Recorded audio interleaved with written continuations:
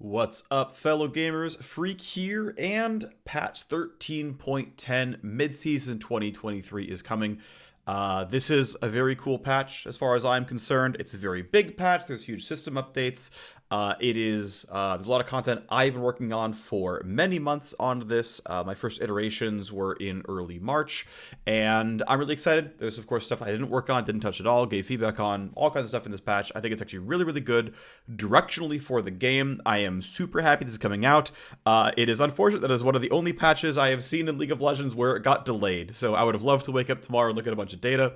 I'll have to wait up today for that one. However, I'm sure there's going to be some balance outliers, some stuff that's too good, too weak. We're going to figure it all out. But honestly, I'm just really excited to have a big project that I've been working on ship live very, very soon. Let's talk about it. I did record a video a couple of weeks ago or a week or so ago about some of the stories about how we got where we got, and just, some things that we tried didn't work, or just tried and, peeled back on, or a bunch of kind of cool stuff. There's probably going to be still some stories I'm going to tell here. You obviously already know by looking down in the description how long this video actually is. I don't yet. We're going to figure it out together. Either way, patch notes are live. The patch will be about 1 day late, by the way. But it'll be going on pretty soon. So yeah, 24 hours late. Don't worry about it too much. Okay, so patch highlights. There are huge systems updates to the map at large, to a ton of item systems, some new items coming in here as well as these are technically buffs. So Neeko is specific to just Neeko follow-up from her update from the previous patch, but the other champions here are mostly AP ratio adds to make Rageblade feel a bit better, and also a specific nerf to Akshan. Akshan is more of an adjustment than a buff itself. He is a bit OP, especially in the hands of elite players. Alrighty, so first things first, some really minor stuff. A quick thing to get out of the way. Guinso's Rageblade is going back to an older version of the item, somewhat, where it has ability power on the item itself. The really TLDR version of Y is uniqueness and variance are really, really valuable. There's a lot of ways to get that. One of the ways to get that is to have just sort of different inputs into the system. Hey, even if, for example, Rageblade Akshan and Infinity Edge Akshan have the same DPS and the same win rate and the same throughput in most fights, like overall win or lose, it's going to be about the same power character.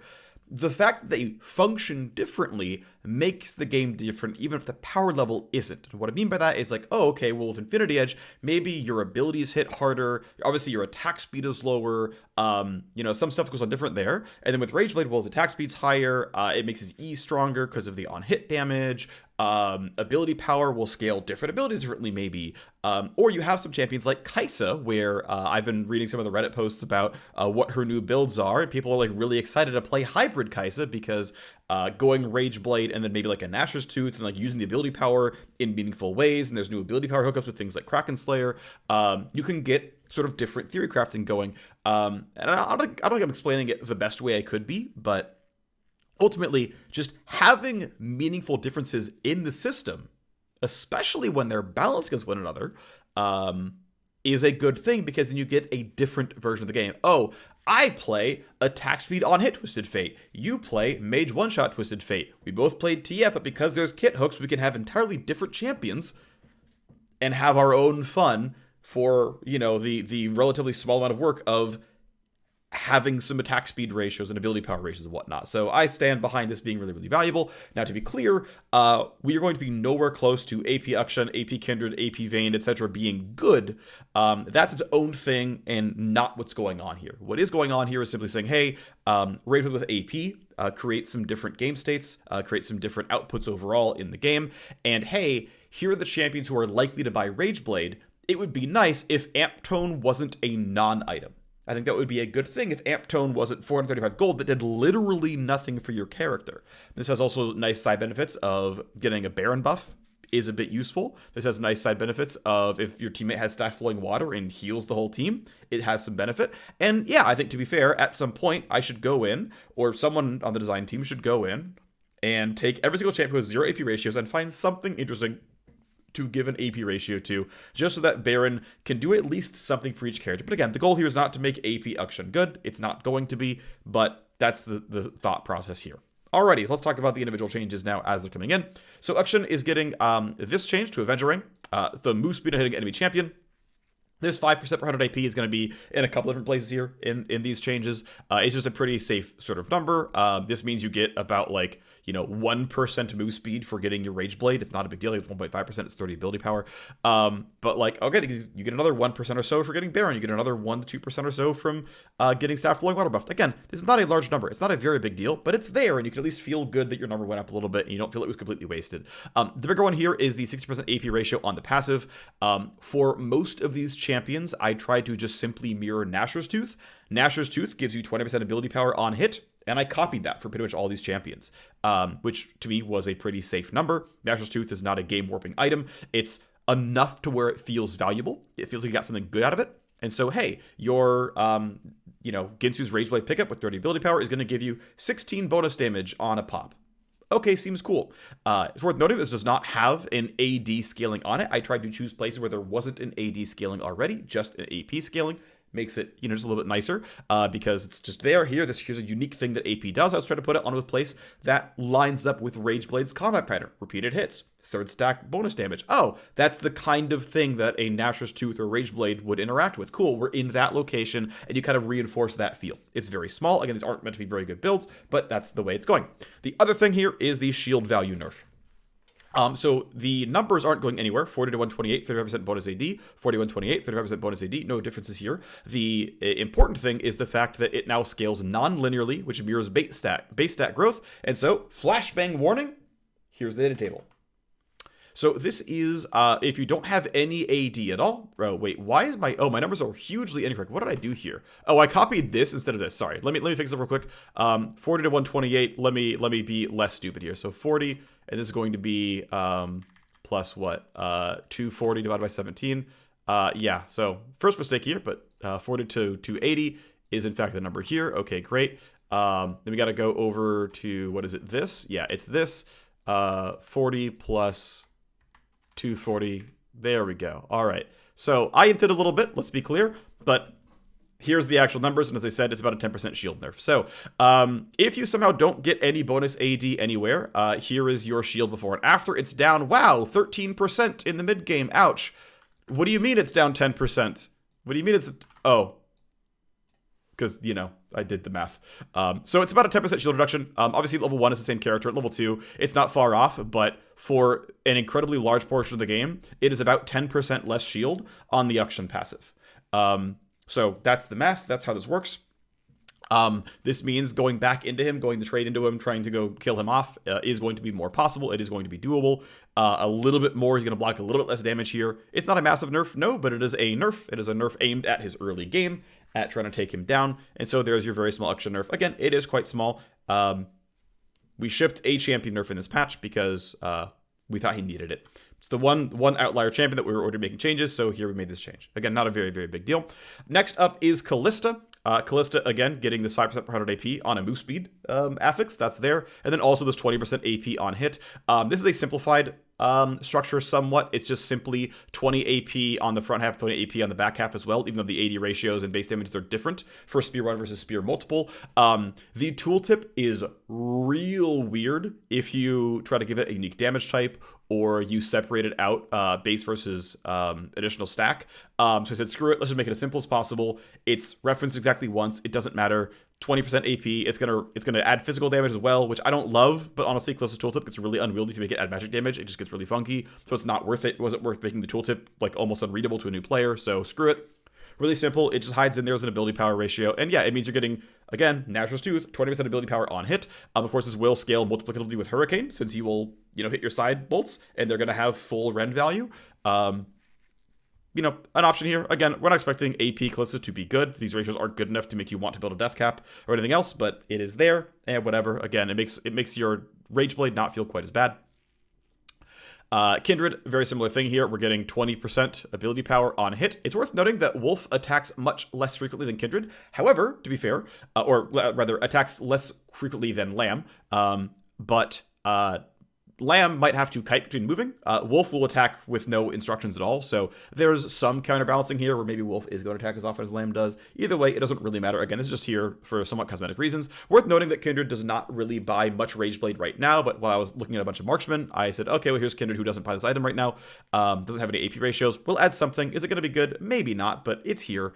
Mounting Dread, 5% per 100 AP. Again, the slow. Also, again, finding a spot where it was already dealing magic damage. So, hey, cool stuff. 20% AP ratio. Not a big deal, just is there. Neeko Jungle is getting some buffs to the jungle clear specifically. 25 extra damage every third hit, so this is, what, 8 on hit damage. This is 5, well, aka 15, because it's each pop. 15 to, like, 75 or something like that. Bonus damage to monsters on your Q. This gives her very, very fast clearing. Pop Blossom, a small AP ratio increase, is generic buff for Neeko. Neeko, I believe, is sub 50% win rate in every roll. So just, solid follow-up stuff here for Neeko. Nothing too big to talk about. I didn't run the numbers here. They're not really terribly important. Just want to talk about in this patch anyway. And then Vayne, who's getting a 50% AP ratio on Tumble here as well. The funny thing is, I initially put it in dev, I put it as a flat damage on her W. It would just be like, oh, here's Silver Bolts. When it pops, you do, like, I forget, it was like 60% ability power every third attack, right? Just mirroring Asher's Tooth. And it's like, well, if I buy Rageblade, it's 60% ability power times 0.3. So I'm getting 18 true damage every 3 autos. That sounds horrible. Why would I want that? So I was like, okay, I'll ship it as 1.5% max health over 3 autos. And people are like, wow. And then there's, like, immediately a Reddit thread of, like, look how good AP Vayne could be. She can kill you in, like, 12 autos with just ability power if you build 6 AP items. And I'm like, AD Vayne kills you in 12 auto attacks with her regular damage. Like, what? Anyway, this got taken out mostly because there is a compelling enough argument for design elegance of W not scaling with anything other than just attack speed. And just, I don't really care enough. I didn't really, like... I push back a bit, but honestly, I don't really care. It doesn't really matter where Vayne's AP ratio is. It's on Tumble because it's easy. Tumble's a pretty repeated ability. It was that or Condemn, basically, or like Move Speed on her passive or something. I'm like, let's just screw it. You get more Tumble damage. It doesn't matter. It's just there to make the Amp Tum not feel bad. There could be a compelling argument for no, we should really, really put it on her W. It's not a big enough deal, so it's not. And off we go. So here we are into the big... first set of system changes. Here is the crit item changes. This is a suite of changes that I headlined. I got a lot of help from the team on it. It is not just my work, but this was officially my task. I got some help a bit later on. I got a ton of feedback, a ton of help from other people in brainstorming ideas, in what's working, what wasn't working, and in helping set direction. So huge shout out to the team. But I'm really excited with these changes. I think they're really, really cool. And I want to point something out, by the way, because I'm going to take a sip. Let me level with you, okay? Let me level with you. I'm excited for these changes. I think these changes are excitement up for the game. I think the design work on the items is good. I think this is going to make for, overall, a funner item system for crit item users, okay? This is also a nerf. And I'm pretty sure it's unequivocally a nerf. That's not true. There are builds that will be strictly buffed, but in general, on average, this is a nerf to 80 carries. And look, I could be wrong, okay? But I'm going to walk you through the changes, and you'll probably come away agreeing with me at the end. But I could be wrong, so we'll talk about it. But this is just, it's one of a million examples of the online community is really, really, really bad at doing basic math. Because some of the stuff is really easy to tell that there are obvious, direct, strict nerfs in place, and some obvious, direct, strict buffs that people didn't realize are buffs. And the math is easy, and I'm just kind of always surprised by how poorly some people do at gauging these changes on a mathematical level. Now, there might be some, like, interlinking, you do the right build and things come out differently stuff going on. That's entirely possible. There might be some solving, some like second order, third order stuff. But like just looking at balance changes, this is on average a nerf to 80 carries. That is intentional. I'm doing this on purpose. 80 carries should be nerfed. It's an OP roll. They're also getting some really cool stuff here. Preamble done. Let's talk about it. And we're going to start with the item that arguably got buffed the most of anything in here. Pretty much everything else is actually equal to a nerf, but Bloodthirster arguably got actually buffed. So Bloodthirster, a lot of it's unchanged. Recipes the same, attack damage the same, crit chance the same. Lifesteal up 3%. Okay, cool, whatever. To be fair, lifesteal being high on Bloodthirster is kind of free. Ashe is never going to fucking drain tank a Kha'Zix. It's not gonna happen. This number can be incredibly high, and it's really safe.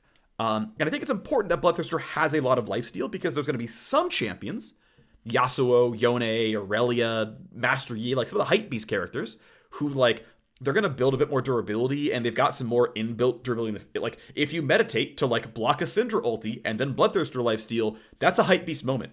If you dodge a Rengar leap by pressing Q and he bolas nothing, and then you drain tank him as Master Yi, like that's a hype beast moment. Ashe can't do that, right? Draven, I guess, could like E and knock this Rengar out of the air and whatnot, but like, so Bloodthirster does not let marksman drain tank. It lets melee crit users drain tank. So that's like probably the best way to like work with skirmishers with squishy, like high uptime, high DPS melee characters is Knife's Edge, will I, won't I, get over the hump, and then, you know, roll over people. Skirmishers having a ton of burst durability outside of specific interactions requires them to outplay you, right? Rengar W2, Master Yi Meditate, Master Yi Q. Those are really cool things. Wind Wall, right? Riposte on Fiora. Like, Hype Beast moments are really cool for skirmishers who are given Hype Beast abilities. That's awesome. I think it's really good design. There's some really smart champion designers who made some really cool abilities to get melee range, squishy, agility type fighters to work. Really, really good design work has been done. That is all let down when they go Shieldbow Wits End. And you're like, no, I just have just more stats than you, and I don't have to outplay because I'm just tanky. So Bloodthirster is a little bit of that, right? And by the way, Shieldbow is nerfed later on this patch. We'll talk about that later as well. Anyway, I'm just going to basically say, hey, I'm going to defend that high lifesteal Bloodthirster is really kind of safe in a sense, because again, if you can one-shot, you can one-shot. Ashe cannot drain tank a Darius. It's not going to happen, so it doesn't matter here. But the arguable buff is that, hey, this unique passive changed, and it changed from the overheal shield to a bunch of flat bonus attack damage if you're main high on health. Flashbang warning, let's talk about the numbers here. Alrighty, so right down at the bottom of the screen, you can see the gold efficiency before and after. It's still remaining about 100 and something %. And if you're going to convert the unique passive, the shield, into flat health, it's, you know, somewhere between 250 and, you know, 1050 gold value. Now, it's worth noting that this unique passive scales linearly from level 9 to level 18. The unique passive here, 10 to 40 attack damage, is, to be fair, arguably more gold value. This might be totally accurate, and it might be totally real. Maybe your AD carry is full health the entire time, and this item just simply has another 1,000 gold of stats on it. That is possible. Now, it's worth noting that this scales linearly from level 13 to 18, so the high part of the numbers are actually a little bit backloaded here, and in fact, we can scroll down to the gold value, before and after, right? And so this is how much attack damage it gives, and level 13 is the first time it ticks up. So if you bought Bloodthirster first item, and you remain full health forever, this item is gold efficiency up. Now, to be fair, this is obviously a different kind of item. Old Bloodthirster was a way to get burst durability. You were buying, you know, okay offensive stats, right? You were getting 2,700 gold of offensive stats for 3,200 gold, and then the rest of it was for durability, which obviously was a good amount of durability. People bought Bloodthirster. It was a strong item. It was a good anti-burst survival item. This is, of course, a much more offensive item, and it's just going to give you simply this 350 gold of attack damage right here with no burst defense, right? No strong defensive tools here. So it's going to serve a different purpose. It's, will you remain high health? Well, if so, congratulations. This item is very, very good. But because of scaling differences, assuming you would use the health at full value, assuming you would use the attack damage at full value, this item is nerfed for like the entire mid game. Now, there's an argument that an AD carry is actually more likely to be high health than need the shield. Okay, it's better for those champions, right? It is better for Lethality Varus, who's going to remain high health the entire game. That might be true, but he doesn't have the burst durability. So Bloodthirster, I think, is certainly in a spot where it is attractive. I think this is a spot where the item is probably strong, and it might be overpowered. This is probably the item that internally we are most concerned with being OP, and I am happy to nerf this if BT is the best item in the game. More than happy to nerf this, and this item, again, maybe it's nerfed. There were certainly less burst durability on AD carries, but here are your changes, right? Here is the difference in the item. You can kind of make your own considerations. I think there's an argument either way with it. Okay, here's the next item that I think is also maybe arguably buffed. I think the mythic passive is actually better. We can talk about it. So Galeforce is a returning mythic in the new system. It is getting some stat changes, so it's losing 5 AD, losing 5 attack speed, but getting 7% bonus move speed. This is, gold efficiency-wise, pretty flat. But it means that Galeforce is, of course, a lower DPS option, higher mobility option. Okay, fine. That's there. What's next? Okay, well, again, mythic passive is arguably stronger. I think 5 attack damage is arguably better than 2% move speed. Keep in mind that once you hit one legendary, you have the same AD, and it's 5 AS for 5 move speed. I would make that trade every time. You get to your next legendary, you're up 5 AD, down 5 AS, still up 3 move speed. You get your third legendary, up 10 AD, down 5 AS, still up 1 move speed. This item is probably buffed, at least as far as the mythic passive is concerned, right? And this kind of goes to show, with 5 AD being a pretty tame mythic passive, 2% move speed was a real dogshit mythic passive, right? So I did bring the leveled mythic passive up on Galeforce somewhat, which means I upped the scaling on Galeforce somewhat. Only a little, but I did up its scaling a little bit because it has a less bad mythic passive. I also changed the damage on Cloudburst here. This is very, very mathy. It goes from dealing a different amount of flat damage, that was magic damage, and scaling with a very mediocre bonus AD ratio. It now scales a little bit differently in flat damage. It's now physical, and it scales pretty aggressively in critical strike chance. The damage comes close-ish, not quite, but comes close-ish to doubling via item purchases. This item scales a lot harder on gold than it used to. It used to scale only really on levels. So let's talk about the math here. All right, well, here's the Galeforce gold efficiency before and after. It goes from about 105% to about 105%. Not a huge difference there. Again, we kind of talked about what this means. Obviously, the mythic passive is better, but let's talk about Cloudburst. Okay, so here is Cloudburst's base damage with an approximation of your items actually coming in, which means, right, 600 is the total max damage available for this item. The old max damage was 435. It looks better. Okay, that's a little fraudulent. Let's be clear. This is a little fraudulent because this was magic damage. This was physical damage. And champions gain more armor per level than magicus per level. So this is fake. This data table doesn't matter. It's just there because, hey, the numbers, by the way, they exist. And here's what the numbers were. Okay, so we go here instead. And we go, oh, against an example squishy, and this is using something very close to Annie's base stats. It's actually, this is slightly above, so this is baseline range champion magic resist, and then pretty standard marksman level armor. For example, a level 16 armor value here would be 95, right? And then the level 18 armor value is 107, right? So Annie goes to 99. So, okay, Galeforce is nerfed. Phreak, you nerfed Galeforce. You nerfed Galeforce's active. So 2 asterisks here. One, the cooldown has been decreased to 90 seconds from 110. So if you use this on cooldown, it's up about, 20% more often? And it does, better than 20% less damage. So, okay, if using it on cooldown, which is a little fraudulent, Galeforce is buffed in pure DPS, maybe? Maybe, right? But, okay. Let's do some more math because there's more going on here. The execution damage got increased. It got increased from 50% more to 60% more. So now, accounting for armor and magic resist and multiplying it out, it's a bit closer. Obviously, again, it's scaling much harder with items, so getting more crit adds a lot more damage than leveling up. But, okay, this is much more reasonable. It's pretty close, honestly. And, again, keep in mind that the cooldown is lower. So Galeforce is maybe buffed. And then here's the last piece, which is I built Lord Dominik's as my third item at level 12.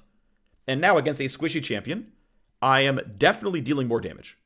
I am unequivocally dealing more damage to squishies once I hit LDR. Now that's a little fraudulent, arguably. But keep in mind, old LDR did not affect Galeforce. It didn't apply to magic damage. It didn't affect magic resist. New LDR does. So you've got one more multiplier. And these are all changes intentionally trying to increase Galeforce's scaling a bit. The feedback I got really strongly from everyone who playtested this item system was they were really afraid that Galeforce would fall off a cliff because if you haven't been keeping up what's been going on, one of the changes in this patch is Kracken Slayer and Immortal Shieldbow are no longer mythics. Instead, Infinity Edge and Navori Quickblades and Guinso's Rageblade are becoming mythics, which means Galeforce is unique against Infinity Edge and Quickblades, which means the opportunity cost of Galeforce is very, very, very high. I would argue that the opportunity cost of losing Shieldbow and of losing Kracken Slayer is lower than the opportunity cost of losing Infinity Edge and Quickblades. That is my opinion. Maybe I am wrong in that assessment, but that is what I believe to be true. And so we're in this world where The item is buffed, especially in the late game. Now, of course, if you're against a tanky target, the numbers move around a fair bit. Hey, it affects LDR, so it's going to be a little bit better against a Frozen Heart Maokai. But also, if someone bought a Force of Nature, or a Hex Drinker, or a Wit's End, so I didn't really bother to do a whole bunch of the math on further tank options. This was against a pretty normal melee or ranged champion's base stats. And the numbers, again, will change wildly on their own. But anyway, the feedback was, hey, people are worried about giving up a lot of late game, so I indeed did a late game focused number skew to the Galeforce active, and look, we'll see what happens. It might be that this item is nerfed because you can't buy IE, doesn't matter how good the active is. It could be this item is buffed, and it turns out that snowballing with Galeforce is really, really, really strong, although to be fair, the first few actives are going to be weaker than the old active. There's a lot of moving parts here, we'll see what happens. But there's the numbers on Galeforce. Typhoon gets more move speed. I actually typoed this is actually 10%. Very minor stuff here, but gets 10 AD, gets 5 AS, gets some move speed. Basically, yeah. Cool. We move on. Alrighty. Next is Guinso's Rageblade, one of the newly promoted legendaries becoming mythics. Stat profile moving around. Attack speed goes down nominally by 20%, although you get it back via a stacking attack speed passive. It also has 30 attack damage, also has 30 ability power. All for 600 gold is totally reasonable. This is a very efficient trade of resources. You get a bunch of bonus damage on hit. I want to point out that it is magic damage on hit instead of physical damage on hit. This is an intentional choice. I talked earlier in the intro to the system about wanting differing outputs. I am trying to embrace hybrid damage as the on-hit archetype. That if you're playing Kayle or Teemo or Kog'Maw or Kai'Sa or Varus, and you're the on-hit version of those champions, their on-hit abilities are magic damage. That's where that damage is coming from. It's coming from magic damage. Yes, they have base AD. Yes, their auto attacks are going to land. But it's embracing magic damage is actually the damage type of on-hit champions. Kog'Maw, etc. Because that's kind of what people do, right? They're like, oh, we need some magic damage. Oh, okay, I'll play Kog'Maw in the bot lane. And I think embracing that is worthwhile. I mean, there's a world where Guinso's Rageblade has some text that says converts your basic attack damage into magic damage itself. We could have maybe gone harder. I never tried that. I honestly didn't think of it, to be honest, at the time. That is a lot of power, to be fair, on a unique bit of text. But it could have been a consideration. Either way, and if it doesn't work, if tanks really feel like they cannot survive these champions, and the numbers prove out to be true, now doing a lot of internal testing, magic damage has not been absurd. Like, it's obviously high, they're dealing meaningful magic damage, but they're not suddenly doing 80% magic damage and messing with stuff. That's been my experience. Again, obviously willing to iterate on this stuff if the numbers end up being wrong, if things end up being OP, sure, whatever. But, of course, a really, really big shape-up to Rageblade. Also, Rageblade, uniquely, has a very, very strong mythic passive. So we talked about Galeforce gets a very simple 5 AD. Keep in mind, so live Kracken Slayer's mythic passive is 10% attack speed.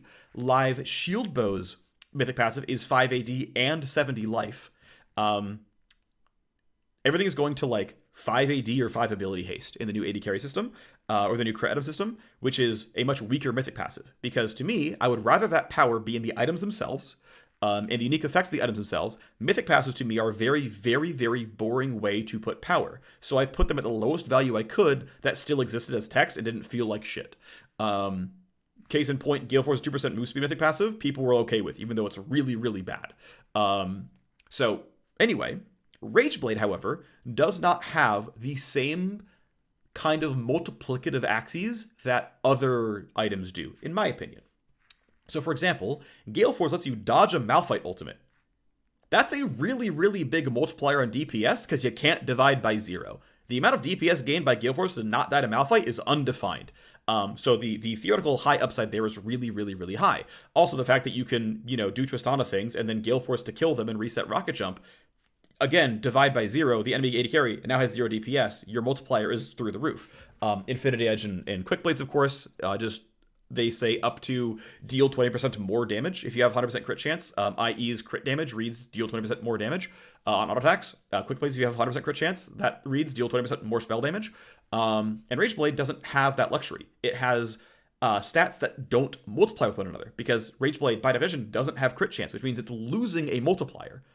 And it's losing a passive that is a further multiplier, aka Infinity Edge, is 20% more damage, aka crit damage. So it's losing kind of two multipliers that Infinity Edge and Infinity Edge type builds give. And so I thought I would give Rageblade intentionally an overpowered mythic passive that was multiplicative and fit the type of champion that buys it, which is very aggressive hybrid pen. And to the tune of, up to 24% magic pen and 20% armor pen on 4 legendaries. That is a very significant damage increase. And again, intentionally so, because I think the rest of Rageblade isn't nearly as multiplicative. Sure, there's some things like Kog'Maw W that scales on its own with game time. As champions get more health, it does more percent health damage. But like, Varus W passive doesn't scale. I mean, yeah, the percent health when you get pops, sure, I guess there's a little bit there. But like, a lot of these champions don't have a sick multiplier at the end to make them feel good about it. You can sometimes get away with Death Cap on Kayle and Teemo and kind of get there. But no, I'm intentionally choosing a lever to say, hey, this item has an intentionally good mythic passive. It is part of the budget of this item that its mythic passive is good. This lever is being pulled, okay? And that's an intentional choice. And if Rageblade's OP, this could be a place we nerf it. There's many places we could nerf this item, but again, intentional choice being made here, and this is what we're going for. And it's why this line is here for the item. Seething Sorrow, the upgrade to Rageblade. So these are not in incredible order by any means, but we're just going to keep going through alphabetical order. Heartbound Axe is one of several epic items that I did simply a gold efficiency pass on. First version of the item was, I believe, something around 800 gold. It only had 1 longsword in it. Essentially, kind of near the end of development, as we shipped some buffs to Trinity Force, it was like, hey, Trinity Force combined cost is like over 1,000 gold. That feels kind of bad. Can we find a way to like do something about that? I'm like, oh, I can just grow Heartbound Axe instead of shrink it. That's fine. And so I basically just, it was 800 gold, 10 AD. Now it's 1100 gold, 20 AD. Still intended to be gold efficient and flashbang warning. Here is, because there is a gold thing on Rageblade. I wouldn't worry about it too much, but hey, until you get Seething Strikes in, there's stuff going on. Anyway, let's talk about Heartbound Axe. So again, the old gold efficiency was not very good. You're paying 100 gold for Nimble, which is just bad. Like, it was a trap to buy Heartbound Axe. So now you're getting 98% gold efficiency and you're paying 25 gold for Nimble, which feels completely reasonable to do. It makes the Trinity Force build path very clean. I think, to me, no complaints here. Yeah, I think this is just solid to do. To be fair, this actually buffs fighters more than it buffs AD carries. Because, hey, fighters who can buy Heartbound Axe because it goes into Wit's End, it goes into Triforce, it goes into Stride Breaker. Okay, now it does go into Phantom Dancer itself. Now AD carries got a new component to buy. But, like, I buffed the fighter component here, by the way. I just want to be clear about that. I buffed the fighter component. It's not a very big buff, to be clear. But 5 AD for 100 gold is a really, really good deal. Buff the fighter component. Minor stuff. Okay. Immortal Shieldbow is the first of several very obvious nerfs to AD carry in this patch. So it is 400 gold cheaper, it loses 20 attack speed, and its lifeline shield is substantially weaker. 250 to 630 becomes 215 to 500. It also loses the strongest mythic passive in the game, which is 5 AD and 70 health, which is a really, really strong mythic passive. So let's do the gold efficiency breakdown on Immortal Shieldbow, because keep in mind, right, you can still build Immortal Shieldbow into Infinity Edge. Infinity Edge has a worse Immortal Shieldbow mythic passive, and Immortal Shieldbow is a worse Immortal Shieldbow. IU Shieldbow is just strictly weaker than Live. And there is no debate, it's not close. I'm nerfing AD carries this patch. So Immortal Shieldbow was, if I did the math right, 97% gold efficient. Let's make sure we did it all right, right? That's times attack damage, that's times attack speed, that's times crit, that's times lifesteal. Okay, great. And then it had a pretty nice lifeline shield of 250 to 630. So it loses, right? Let's do the comparison here, right? It loses 500 gold worth of stats, which is, I mean, to be fair, mostly just the attack speed. And it loses 100 gold on its cost. So, right, its gold efficiency went down. It lost 500 gold worth of stats. It got 400 gold cheaper, and a bit less efficient. It also lost about 10 to 20%. On Lifeline. Let's look at Lifeline before and after. So Lifeline, I'm intentionally doing this, and to be fair, Bloodthirster, this is less important for Bloodthirster, but it's still what's been done right now, I have intentionally shifted Immortal Shieldbow and Bloodthirster towards being late purchases. You are not meant to buy Shieldbow first. Immortal Shieldbow does not scale until level 12. And so I basically said, look, what is the lowest number that I can get on this item that feels like it's still a real item? And I decided on 215. It was arbitrary. I chose it. They let me keep it. No one pushed back on this number. But what is the lowest number? I could put a Shieldbow where it feels like it's a real item with a real passive, and I chose 215. And so it blocks 250 damage, and it doesn't scale until level 12 because you're not buying this first, and you're maybe not buying it second. But if you buy it third, it's actually kicked on and has like a pretty meaningful shield value. There we go. Numbers, words, whatever. Get there. So if you buy Shieldbow first, it is a much weaker item. And it's a much weaker item, if you buy it first and you eventually reach level 9, 10, 11, 12, right? It's 30% less shielding. And again, the gold efficiency went down as well. So it does some not quite linear scaling. It's plus 45 for a while, and then right here, reach level 16, and we do this. So I actually wanted to do this initially when I was doing the 80 carry satisfaction changes in 13.1b. I believe that these items shouldn't warp the game really heavily when bought early, which is why I want some kind of aggressive, growth curve. But I actually don't want these things to scale into infinity at level 18 when these champions get there's a max amount I'm willing to have a shield be, because I don't want you to invalidate Zed or Kiana or Kha'Zix or whatever. And maybe this number is still too high. Like maybe the max number should be 450. And going to 500 at level 18 is just shouldn't exist. That might be true and actually the right choice here.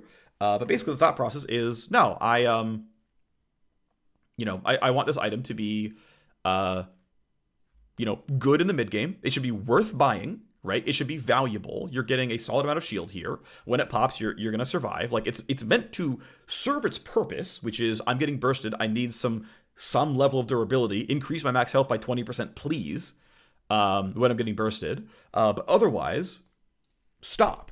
And again, this maybe could be more aggressive, but again, the shield is just strictly down 20%. The shield is down 20 to, in some cases, 35%. That's really meaningful. And, the stats down here. So Shieldbow, strictly nerfed compared to live. Yes, everyone can buy it. That's certainly true. But, right, a certainly nerfed item. And I would say it's probably overall weaker than Old Bloodthirster by a little bit. You can get your Bloodthirster shield back. The amount of lifesteal on Bloodthirster is higher. The amount of attack damage of Bloodthirster is higher. Old Bloodthirster, the shield's relatively close. This compared to old BT, so you could lifesteal up in the first place. So arguably, new Shieldbow is weaker than Old Bloodthirster. New Bloodthirster is a different item from Old Bloodthirster, so kind of, who knows. Either way, let's move on to the next piece. Infinity Edge gets ported directly over. Attack damage unchanged, crit chance unchanged. Crit damage just exists now as a core stat. It's just a core stat on the item. You don't require any crit chance to unlock it. It exists. It has a weak mythic passive of 5 AD, intentionally so. I mean, it's an okay mythic passive. It's fine. It's just intentionally not a very strong one, because I want power to be elsewhere. I would, if AD carry is too weak, I would rather buff IE and Quickblades directly than buff their mythic passive. I think buffing the mythic passive is, in my opinion, the worst place to put power in these builds, so I don't want to do it. Cool. Let's move forward. Edge of Finality just gets a flat 30 attack damage. I was pushing for getting 5 crit damage here. Mathematically, 5 crit damage was totally fine. I mathed it out. I knew how much gold efficiency and how much percent more damage ornn gave you. And I was like, no. I know, doing the math on builds, I know if you get mythic, if you have ornn upgrade IE and you get 5 crit damage, it's going to be fine. The problem was perception of ornn giving you some fat multiplier was it's not worth people losing their minds over something that doesn't exist. Whatever, screw it. There's a bit of that happens.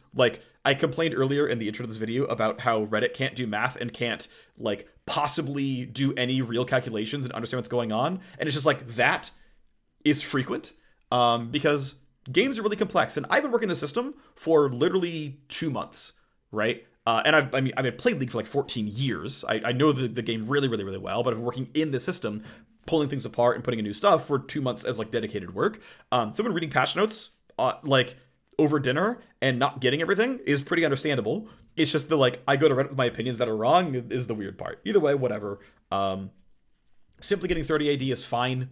I'm not sad that 30 AD. It's reasonably cool mythic passive or an upgrade rather. Either way, there you go. All right. Next up is Kircheis Shard. This is one of the very first things I did actually was convert Kircheis Shard into an attack damage item. My first version of this was actually building it out of pickaxe. When we resized a bunch of items and Truxie came on to help ship some better legendaries, he shrunk it down to longsword. I then messed with some numbers some more, but ultimately Jolt is slightly nerfed for how much damage it provides, but 15 AD is much, much better than 15% attack speed. Energize as an effect is the kind of effect that I think should have attack damage, not attack speed on it. It's about individual, meaningful hits, not... Like Energize is mostly charged by moving around, not by attacking. Attacking gives you very, very little charge. Moving gives you a ton more. Energize is an attack damage stat, functionally, not an attack speed stat. And so in my mind, anything with Energize is innately an AD item first, and then maybe some other stats later. And so it's starting here. I think this was the right choice. I think it's systemically the right thing to do. Gold efficiency is slightly up here. Not much to say other than I think this is the right choice for the item. Kracken Slayer, the second demoted mythic item, is once again unequivocally a nerfed item.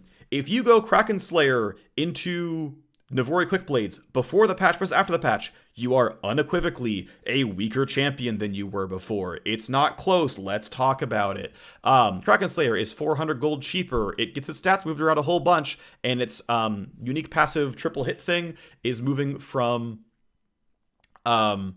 true damage to magic damage. It's getting a total AD ratio instead of a bonus AD ratio. It's getting an ability power ratio added on top as well. This is 15% AP per hit, except that it can ramp, so it can be up to 30% AP per hit. Again, Nashor's Tooth, forefront of my mind here. But yes, this means that there is a chance for you doing this as a Nashor's Tooth-like item.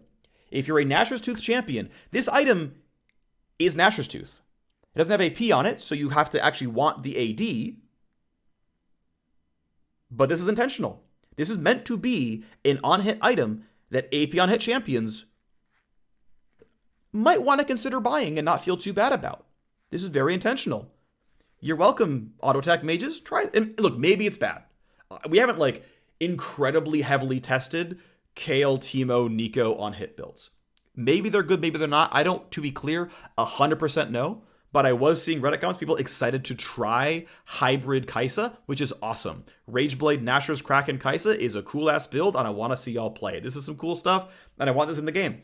Right, adding in kit hooks, adding in ways of building cool hybrid items, cool hybrid builds. Let's do it. This is awesome. This is what I want, and so I'm excited. Right, again, I like the designs here. I'm just nerfing AD carries. So let's talk about in what ways I'm nerfing AD carries here. So first up is the gold efficiency of Kracken Slayer. It is going from 109% gold efficient to 98% gold efficient, right? It is losing a whopping 750 gold worth of stats to get 400 gold cheaper. I'm nerfing AD carries this patch. Let's talk about the on-hit damage, though, because that's, of course, relevant here as well. So first up is squishy target, 30 to 51 MR, pretty standard squishy target, and your first triple auto hit is about 8% less damage. Well, 10% less damage, whatever, right? So the item, again, loses a bunch of gold efficiency, but it, of course, has a meaningful unique passive. And again, the mythic passive with 10% attack speed is stronger. The old mythic passive, 10% AS, is stronger than the new mythic passives on IE and stuff, which is 5 AD. So that's also a nerf. But hey, if I attack you, 1 to 2 times, there's no change. If I attack you 3 to 5 times, I do 10% less damage in the on-hit. Now, if I attack you more than that, my second auto does 25% more than this. So if we, take this and we say, hey, what's this times 1.25? And then we compare, this to that. Okay, your first auto, right? Let's keep doing the math so it's, easier to look at what's going on here. Right, so if I take a short trade at level 8, right? So if I, actually, let's do it this way, right? So let's add this to this, 207. Let's add this to itself. Okay, hopefully this is legible. I could have done this before, but let's talk about it, okay? So right around here, early on, if we do a 3 auto trade, my unique passive is weaker than before. If we do a 6 auto trade, here's my new damage, accounting for magic resist. Here's my old damage, accounting for true damage. Oh, the number is still lower. So unless I auto you 9 times, this item is weaker than live. And obviously, as this number kind of grows and grows and grows, because the AD ratio is actually pretty meaningful, we don't get quite into that world, right? Like if we do, this times 2, times 2.25, right? We multiply this times 2. We compare the two, right? Like, hey, if I auto you 6 times, I'm doing a whopping 3% more damage. If I attack you up to 8 times, I do a whopping 3% more damage. But an AD carry that attacks someone else 8 times, it has to pay for a 10% gold efficiency loss on this item, which means Kracken Slayer is still weaker, by the way, right? Like, unequivocally, and this is the best it can be, by the way. This is the best it can possibly be, because it's the lowest MR targets in the game are squishy range champions, right? This is the best the comparison could possibly get is hitting Annie with no MR runes. And it's like, oh boy, if I attack you 12 times, it's slightly stronger aside from the gold efficiency of the item, but down 10%. I'm nerfing AD carries this patch. And of course, if you had a tanky champion, obviously it's much worse off. You can eventually asymptotically reach the same amount of damage by hitting someone over and over and over and over again. But, you know, to be clear, right, old Kraken Slayer was a mythic item that did true damage, and that effect had to be so strong that it had to be a mythic level effect, right? It had to do the same level of power as Gore Drinker, as Luden's Tempest, as Crown of the Shattered Queen, as all this, right? Those are the other mythic items that do mythic things. It had to do a mythic level of damage. This now does a legendary level of damage, which is good. Like, this is still a good amount of damage, right? I'm still dealing a solid, like, 25 to 50 extra damage on hit on a, you know, 98% gold efficient item. Like, this is still good, right? This is not a bad item. It's just nerfed from the best DPS item in the game to a good DPS item that has an AP ratio hook to make hybrid builds feel cool. Great. But I'm nerfing AD carries this patch. Of course, there are buffs, and there are strict buffs, right? To be clear, right? Like, hey, by the way, I buffed Mercurial Scimitar by 10 MR. Very simple change, changed the number, shipped it, we were cool with it. I buffed Mortal Reminder by 5 AD. Very simple change, buffed it. Hey, if you want to, you know, trade off Lord Dominic's and buy Mortal Reminder, you're going to be a little bit less trapped by a bad item. It to me feels like a punishment to buy Mortal Reminder, and you're just a weak champion. So this probably could go harder, but I chose to go light intentionally. But yeah, I would not mind if AD carries were like, no, I'm happy being the Grievous Wound Supplier. I'm losing Giant Slayer, right? I'm losing the LDR passive. That's intentional. It's okay. I'm a good Grievous Wound Supplier. I'll buy it. We're going to hit Red Cane. We're going to hit Aatrox. We're going to hit Mundo. They've got a Sona or a Seraphine on the team. It's okay. I'll do it. And you don't have to feel bad for it. You're going to give up damage, right? There's up to a 50% more damage multiplier if you're hitting a Cho'Gath or a Scion. That's really, really strong, to be clear, in those cases, but let's make it less of a trap. Let's make it less bad to give up. Let's go in this direction. I think it is correct if you feel good, feel like you made an okay choice buying Grievous to, you know, deny healing. To me, that makes sense to do. Next up, Navori Quickblades. Navori Quickblades, much like Infinity Edge, is ported 1-to-1. It's the exact same item. The Mythic passive is 5 Ability Haste. This was 5 AD for a while. This changed to 5 Haste for uniqueness. This is not the most exciting stat for AD carries. I understand that. I think people are sleeping on the value of haste itself, though. There aren't other easy sources of haste in the system. This, like, just is useful. Like, you don't reset your ult cooldown with the auto attacks. So, you know, getting Buster Shot or I think it's Killer Instinct is Kaisa R, or is that W? No, I think it's whatever. Either way. You know, getting more ults is of some use. Either way, like, Navori Quickblades is going to be fine. It's a fine item. The Mythic passive again, yeah, it's relatively weak, sure, but that's intentional. I think the item is still a strong item. If it's weak, there's things to buff. I nerfed the remaining cooldown from 15 to 12% a few patches ago. Bringing that back up. If the item's weak, that's fine. I don't mind doing it. Either way, this exists. Cool. Quickblades is getting ported over. And again, with Kraken Slayer being nerfed, with Immortal Shieldbow being nerfed, Shieldbow Quickblades, Kraken Slayer Quickblades is just a strictly weaker build than it was on live, because they're nerfing AD carries this patch. Flicker is the upgraded item. It's the ornn item of Quickblades. More attack damage, more ability haste. Cool stuff. Noonquiver is the exact same item it was before. There were other iterations in dev that didn't pan out. This is probably the correct version of the item to keep anyway. And it builds into 3 functionally starting items. It builds into new Kraken Slayer, it builds into new Stormrazor, and it builds into the new Statikk Shiv, which are basically items that are very lightly skewed early game, are efficient stat profiles, and just should feel good to build as your first legendary. You can still build them later, whatever, but anyway, Noonquiver builds into some strong early items. You could still build things like Essence Reaver. You could still build things like Collector, which are also stronger in some cases and also have really, really easy build paths. So we move forward from here.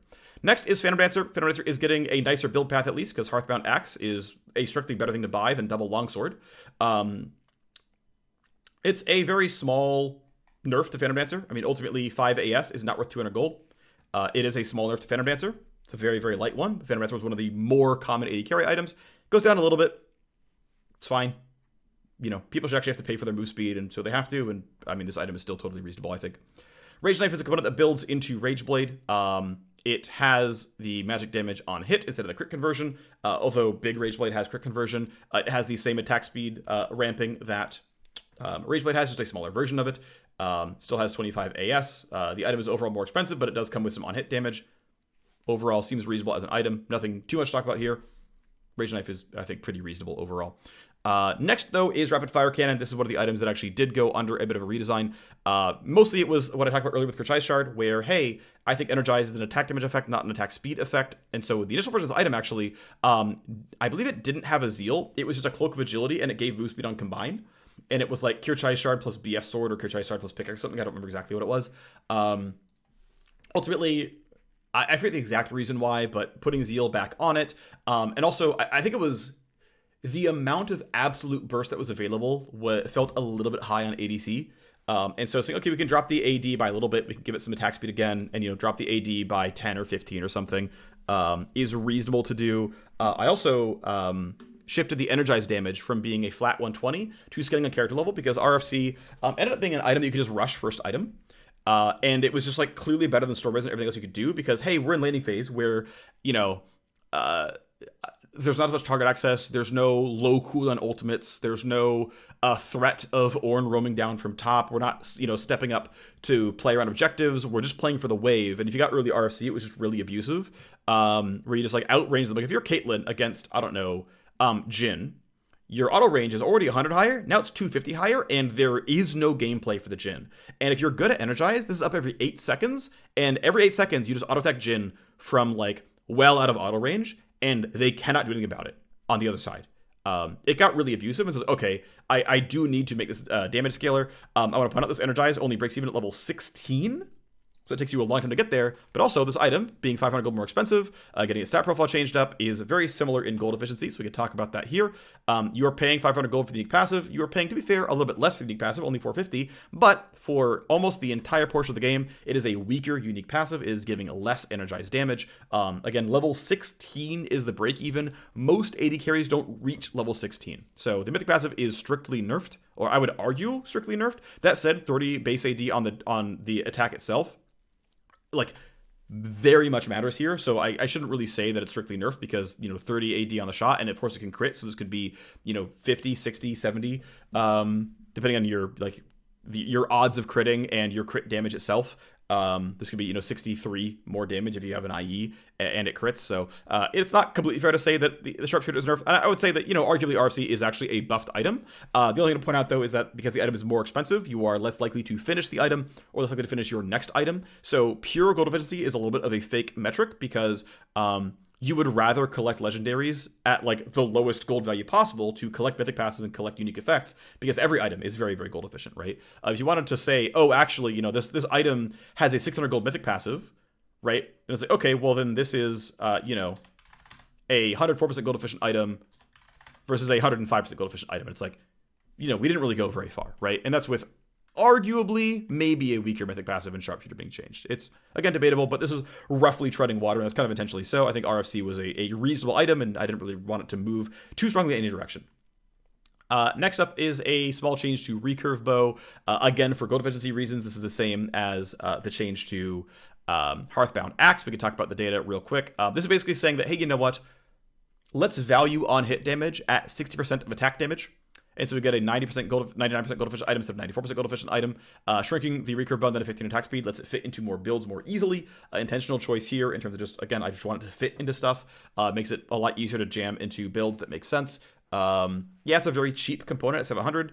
I generally like when epic items cost about 1,000, but short of making this give 30 on hit damage, which I wanted the room to not have that be true, so I could have lower on hit damage on items, but maybe shouldn't have been this way. Doing that. Also, by the way, there's changes like Recurve Bow now builds into Wit's End, and Recurve Bow builds into the new Kracken Slayer, which functionally has on hit damage as well. It also builds into Runaan's Hurricane, which is coming back with some on hit damage now as well. Hurricane getting grown to 2,800 gold. All the key attack speed items cost 2,800. This is where Fan Rancer lives. This is where Runaan's Hurricane lives. Basically, I am lowering the attack speed here because it's very, very easy for on-hit users to overcap their attack speed. Many of these champions already have attack speed steroids on their kits themselves. Not that Tristana builds on hit, but she has her Q. Kaisa E, Varus passive, Kog'Maw Q passive. Lethal Tempo, of course, can let you break the cap, but I intentionally tried to lower a little bit of attack speed because it's so easy for items to feel bad for on-hit users by having too much attack speed on them. Like, keep in mind, Blade of the Ruined King is like a core on hit item, and it has 25 AS on it. It has 40 base AD, 25 AS. It gives you some. You do attack faster, but most of the power is in the damage. And I wanted to nudge that direction here with Runaan's Hurricane. Now, the difficulty was I didn't have much else to do for the item. Like, it's still a Zeal Recurve Bow and 1,000 gold. And it's like, I don't want to throw a pickaxe on this. That feels really weird to have attack damage, attack speed, move speed, crit chance on hit damage, and then a unique passive. Like, that's just too many stats. It kind of feels really muddied, so let's not do that here. But, you know, throw a Recurve Bow on. It gives me a place to, like, you know, spend some gold on stats here. I'm increasing the Wind's Fury bolt damage. Hurricane has felt pretty unpurchasable for most crit users. Obviously, Jinx is special cased for it, and she feels really good about Hurricane, but I want Hurricane to be an item that people actually are willing to look for and actually look to buy. So I think it's probably fair to say that Hurricane might just be strictly buffed. Again, the on-hit damage or the total damage of the bolts is higher. Even if you're a pure on-hit user, you're still going to do, you know, 10 to 20 more damage on these bolts, another 30 here. So, you know, it's going to be a damage increase. I also added some extra logic into the scripting, which is going to look for any more minions in range after it looks for champions in range. Basically, it does is, are there any champions close to my target? Okay, are there any minions close to my target? Okay, are there any champions in range at all? And now it's like, okay, are there any minions in range at all? And so that check, that fourth check has been added. Do the numbers changes here on Hurricane. It is certainly going, again, pretty much up in gold efficiency. Wind's Fury, you're paying 350, now you're paying 250 for it. So, again, a buffed this item, to be clear. There are things that are getting buffed here, and if Hurricane's OP, there's room to nerf it. It's certainly possible. We can bring Wind's Fury back down from 50% to another number. We can bring the on-hit damage down if we need to. You know, some of these things are going up, of course, but you know, they're not going up as much as things like Kracken Slayer. Oh, actually, this is 20. Oh, I'm actually trolling. This is 2,800 gold, right? So it's substantially gold efficiency up. I typoed on this one. So yeah, you know, of note, right? It got 500 gold worth of stats. For a 200 gold price point, you know, 300 gold back in the pocket. It's also unique passives better. We'll see if Hurricane actually takes over. This actually, to be fair, is now actually about as much of a buff as Kraken Slayer got as a nerf. So, you know, if Hurricane really takes over and is really OP, of course we can walk this back and see what happens. But let's move forward to Statikk Shiv, returning to League of Legends. Welcome back, Statikk Shiv. I missed you. You were one of my favorite items. I'm glad to have you back. There were a lot of explorations in terms of what Statikk Shiv was. There was a time where it was a mythic item that didn't pan out at the end of the day. Noonquiver, Cloak of Agility, Kircheis Shard, by the way, is the exact same build path as Stormrazor. We'll talk about it a little bit later on, but it is an AD attack speed crit chance item. This very, very closely mirrors the old Immortal Shieldbow that was on live. Very, very similar stat profile here to that item overall. But hey, you get Chain Lightning, and the Chain Lightning deals 2.2x damage to minions.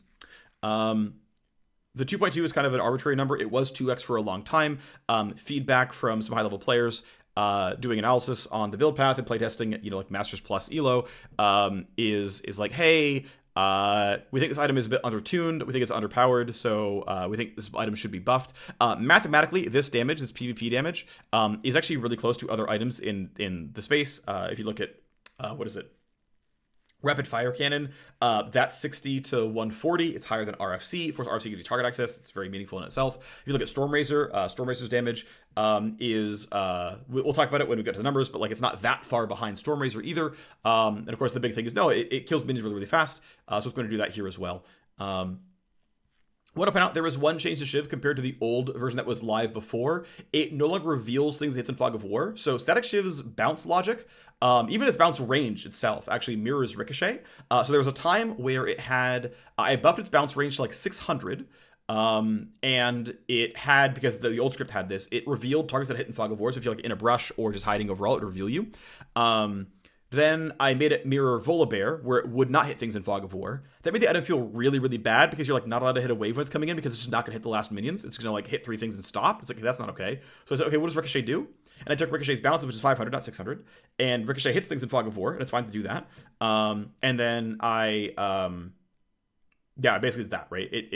And I said, okay, but you're not going to reveal things in Fog. You're not going to, like, it'll bounce into brush, and you'll see that's happening. It'll bounce out, and you'll see the lightning come out of the brush. But, it's not going to reveal them. It's not going to map hack for you. but it will hit things. It's like, that seems reasonable. That seems like a pretty fair compromise on what Statikk Shiv does. That seems okay. So I just disabled the part that put a vision debuff on people. But yeah, stat efficiency is here. Let's talk about Statikk Shiv. Here was the old version. It was deleted in 10.23. It gave move speed, attack speed, crit chance. It had 120 energized damage, and it was not very gold efficient. Shiv was sadly a bit of a trap item, but it is now back. It is gold efficient exactly, and then it has some energized damage, which is of course pretty strong. It's got good wave clear. It's got good gold efficiency. This item is overall pretty solid and should be a decent item. And I'm excited to have it back. I think it's really cool. It's got new particles. It's got new sound effects. It's got a new icon. I love this item. I'm glad it's back. Stormrazor has been, I would say, buffed, made better, made more appealing. Step number 1 was parity and gold cost. I really think it's really, really valuable, even just from a player psychology perspective, of items being much closer in price point, because it just makes it a much more obvious comparison. Like, Stormrazor was 500 gold cheaper than Bloodthirster. People are really bad at knowing what a 500 gold power spike means, despite the fact that its actual throughput was really good. For 500 gold, you got 10 less AD and a fat damage chunk with a slow, which means you could just, like, go aggressive on your second item and get a lot done. This was a really good Caitlyn item, a really good Tristana item. People weren't buying it, but this item was actually good. So anyway, I'm just growing it up to be as big as the other items. Its stat profile now mirrors a lot of other stuff here. It still has attack speed, still has 55 attack damage. It's actually pretty good, pretty aggressive stat profile. It's a gold efficient source of damage output. And it's got a pretty fat energize effect. 25 plus 65% total AD, plus some ability power, bonus magic damage. And it gives move speed for 1 second. It used to slow. I'm pretty sure it's always going to be tough trying to get people on board with a legendary that slows. I mean, Rylai's exists and is a successful item, but you're always going to get pushback of like, oh wow, you're going to give everyone crowd control access? That's pretty scary. And it's like, okay, let's just not have those debates every single time I want to buff this item. So it no longer slows, it gives you move speed. You can use the move speed to kite. What's nice is there are soft synergies here with Stormrazor and other items. If you go Stormrazor plus RFC, their energized damage will stack additively with one another on the primary target. But also, you shoot with RFC, you lose your bonus range, but you get this move speed here to catch up to your target, right? You can close about 200, almost 200 units. You can close almost the gap of RFC's range in this amount of time with this amount of move speed. It's relatively close. So theoretically, if they're running away from you, but you got that RFC shot off, you will almost close into roughly attack range with Stormrazor. That is the way the math works out, which is kind of cool. And yeah, the item is gold efficient, and here we are with the new data table for Stormrazor. And the gold efficiency, again, just remains about 100, 203%. The energized damage, of course, is actually better. I did the numbers. So here is a default AD carry, which is 60 plus 3.25 attack damage growth, which is very average for an AD carry. Some are lower like Kaisa, and some are higher, of course, but this is like the mean attack damage for an AD carry. And you notice that I chose my numbers very, very cleverly. This is with a Stat Shard and a Doran's Blade. The level 8 damage is literally the same. I do me some numbers when I do my dev work. And the damage, of course, can grow all the way up to 230. This thing can double its damage by the end of the game, assuming you have a pretty solid amount of 200 bonus AD, which is, right, 550 AD items, which is pretty reasonable. I mean, LDR has less, IE has more. It, kind of averages out in the end at about 50 AD per item slot. It's about right? Yeah, this is what we're going with here. And it's more damage than before, right? It's pretty similar gold efficiency. You're losing the slow. You are gaining some move speed. You get more energized damage. Okay. And there's an AP hookup. Probably won't use it, but you never know, right? Maybe it's going to be Stormrazor first item Kaisa, and then she's going to go to Nashor's Tooth, and she's going to, be thankful that she has 50 more damage. I don't know. Maybe not, but who cares? It's there. If you want to, buff it more for hybrid, we can, but this is a pretty safe number. The Collector gets a strict buff, of course. 6 lethality is certainly valuable. It definitely matters. There's no real math to talk about here. It is a stronger item. This is, you're looking at, first item Jhin, first item Samira, first item Lucian, Misfortune maybe. Yeah, it's a strong early item. Expecting this item, by the way, to be very, very good on Kindred and Graves. These champions already buy Collector a fair bit. Honestly, I think these champions are overall better for the game if they're building squishy attack damage crit stuff. Them being squishy and you are able to burst a Graves who overplays his hand is good. I would rather we have Collector Graves than Gordricker Graves. So on we go with this being his build. And it probably will be, but that's fine. Zeal is getting strictly nerfed. This item was incredibly, monstrously overtuned, so it's losing 3 attack speed, 2 move speed, and getting 50 gold more expensive. It is still like 110% gold efficient, but it was 120. I just didn't want to nerf it even more than this. This seemed okay, at least for now. I could have made this like 1150 total gold, and then that would have brought the gold efficiency like pretty much down to where it was supposed to be, but it's fine. It's a meaningful nerf to Zeal. This is in a lot of AD carry items, so, you know, a lot of times the AD carries are halfway through an item. They are, you know, 100, 150 gold less efficient than they were before. Okay, fine. Intentional nerf. Let's move forward to the next system update. Assassin item changes. Alrighty, so Assassin item, what's going on here? Well, the impetus for this entire thing was Prowler's Claw getting moved to a legendary item and no longer having a dash. This was the impetus to get this work done. This whole suite was done much earlier in the year. So the guy who helped me with getting some good quality legendaries in the AD carry or crit mythic sort of crit system is the guy who did this work. I think he did a really great job with this one.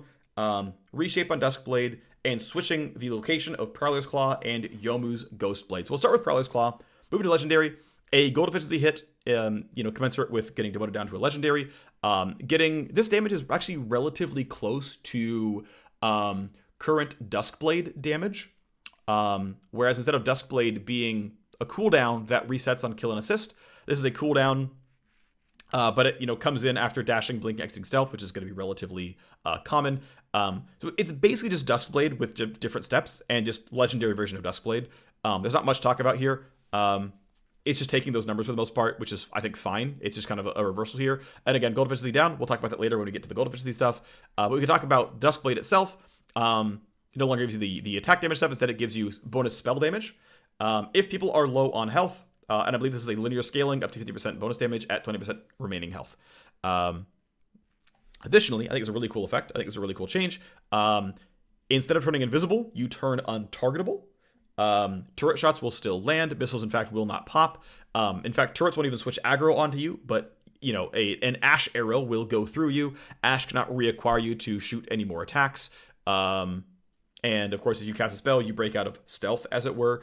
But this is I would say, much healthier version of the item, not popping into pure invis and actually getting to track the champion. It's interesting because, so it's objectively, we can learn more playing against this item because we can see where you went, which is really valuable. However, it does mean that this will dodge Crowstorm, right? Which is like also valuable because if you turn invis, Crowstorm would still beat the shit out of you. This does not dodge. This now would dodge Crowstorm by being untargetable, right? It's fine, right? There's a couple of cases where it's actually a stronger item, but this thing does not reset on kill or resist. It's got its own 10-second cooldown.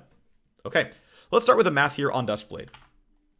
But yeah, Zeal efficiency, great, right? Cool. Yeah, it was 130 going down to 110. Yeah, like really, really, really massive nerf here. 170 gold and 50 gold more expensive. Okay. So, oh, sorry, one more thing on the AD carry stuff before you go into the assassins. Yeah, so here's a comparison of mythic passes before and after, right? So here's the gold value of the Kracken Slayer, Shieldbow, and Galeforce mythic passives at 1 through 5 legendary. This is if you sold boots, so it's a little fraudulent. But like, hey, on average, you're going to go around here, right? You're on average going to be at around 3 items. So not only did Shieldbow and Kracken Slayer get less efficient as items themselves, but we went from, you know, 5 to 700 gold worth of stats to 2 to 300 gold worth of stats. So again, I'm nerfing AD carries this patch. But the amount of stats you're given for free via Mystic Passes is down pretty substantially to the tune of, you know, 350 to 150 gold. In addition to the Shieldbow and Kraken being nerfed, in addition to IE and Quickblades not being buffed, certainly Collector was buffed, certainly Hurricane was buffed, certainly RFC was buffed. Those are true. The BT was arguably buffed. But on whole, looking at all the numbers, I mean, there are going to be builds that are stronger than live if you go piece by piece by piece.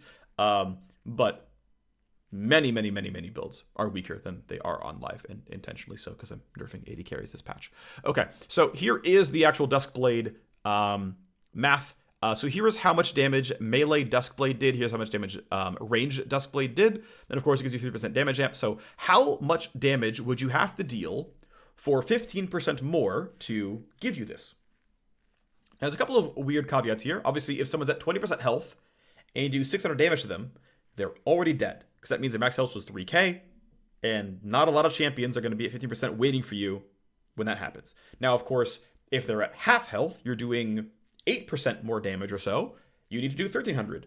But like, if they're at half, you do 1300. That's still about appropriate. And as you do more damage, they get lower and lower, and you get the rest of it. So like, this comes pretty close, right? This comes pretty close to parity. Now, not in a poke scenario. Like, I'm someone who plays Duskblade Senna. Senna Q applies Duskblade. I will lose that poke, right? I'm going to lose this free damage that I was getting anytime you showed up on a wave on a Q to cast minion or melee minion, and I did the Q damage plus I did, 90 bonus damage to you. That's gone. But as an overall ability, especially for ranged assassin kind of stuff, hey, this doesn't take very much damage to duplicate. Duskblade for range is looking pretty spicy, actually. So I kind of want to point that one out as certainly a possibility. This seems pretty good. Duskblade seems pretty spicy for ranged users. There's the map there. I mentioned Prowler's Claw. Here's gold efficiency before and afterwards. Goes from 109 to 98%, right? So about a 10% gold efficiency cut as you lose some ability haste, some lethality, and some attack damage. Of course, the active is quite different, all this, but hey, this is a gold efficient source of these stats, and it does have a meaningful passive here. Prowler's Claw is arguably going to be a totally reasonable legendary item. Of course, the dash is gone, but I think it's going to be a totally reasonable legendary item. Finally, Youmuu's Ghostblade being promoted to Mythic to replace Prowler's Claw in the shop. Price going back up to 3100, right? Getting the attack damage ability haste to go, up to that level here as well. The active move speed is going up. The passive out of combat move speed is going away to a different passive that can still give out of combat move speed, right, up to 40. But when you have these maximum stacks, you get a fat stack of lethality, which, by the way, we'll read somewhere around, this is about 4 to 10% more damage is what this text reads as. So, hey, let's just say it's 7% more damage. We're going to go in the middle of the game. Hey, for the beginning of the fight, for 3 seconds, for the first 3 seconds of the fight, deal 7% more damage.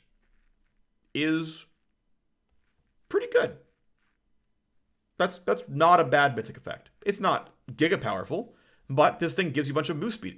It's there to let you roam to the bottom lane. It's there to let you roam around the map or press the active and run around and catch people in the fight. It is a high mobility, upfront burst damage item.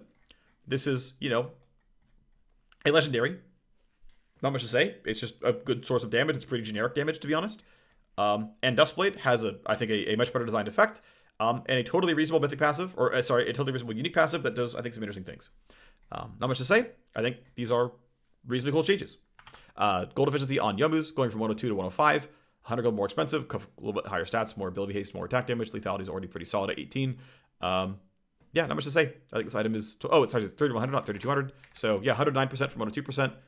It's where these items were already in terms of gold efficiency. Seems totally reasonable. So the third meaningful system update is to support items. And I'm a really big fan directionally of what's going on here.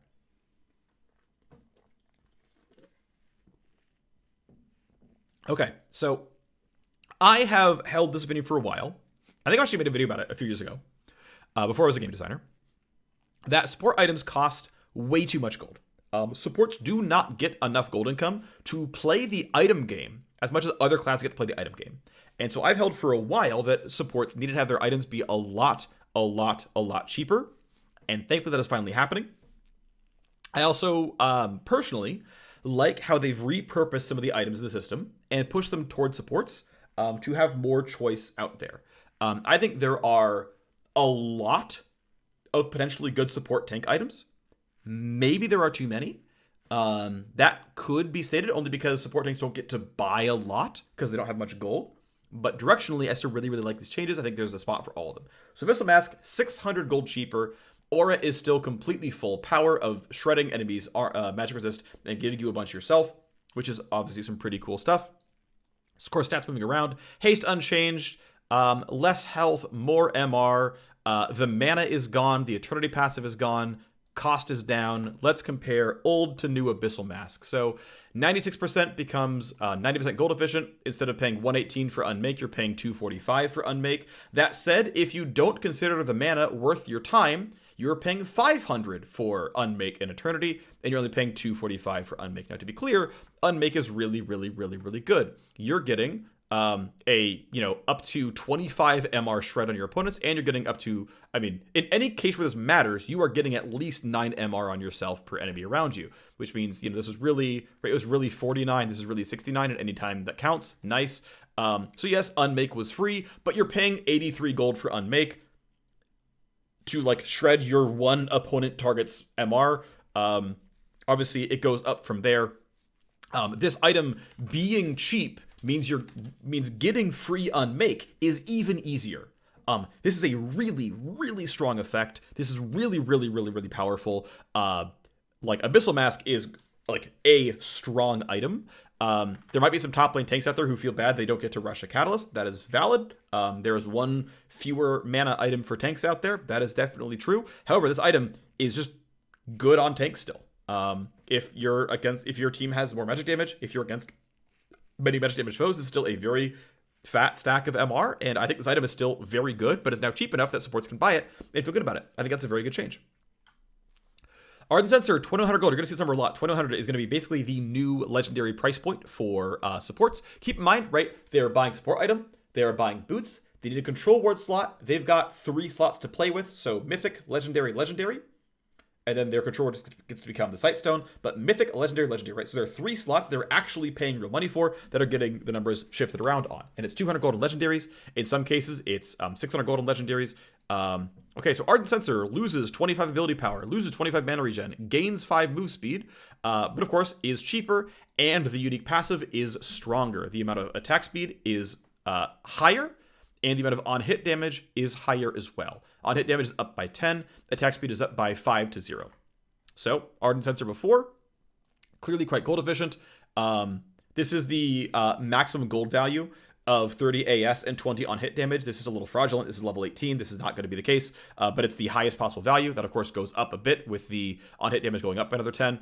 But yeah, you are certainly paying for the unique passive, but, I mean, correctly so. This item is still efficient. It is just cheaper, which I think is fine because, hey, by the way, getting to finish an Ardent Censer is a massive freaking buff. Like, I want to be really, really clear.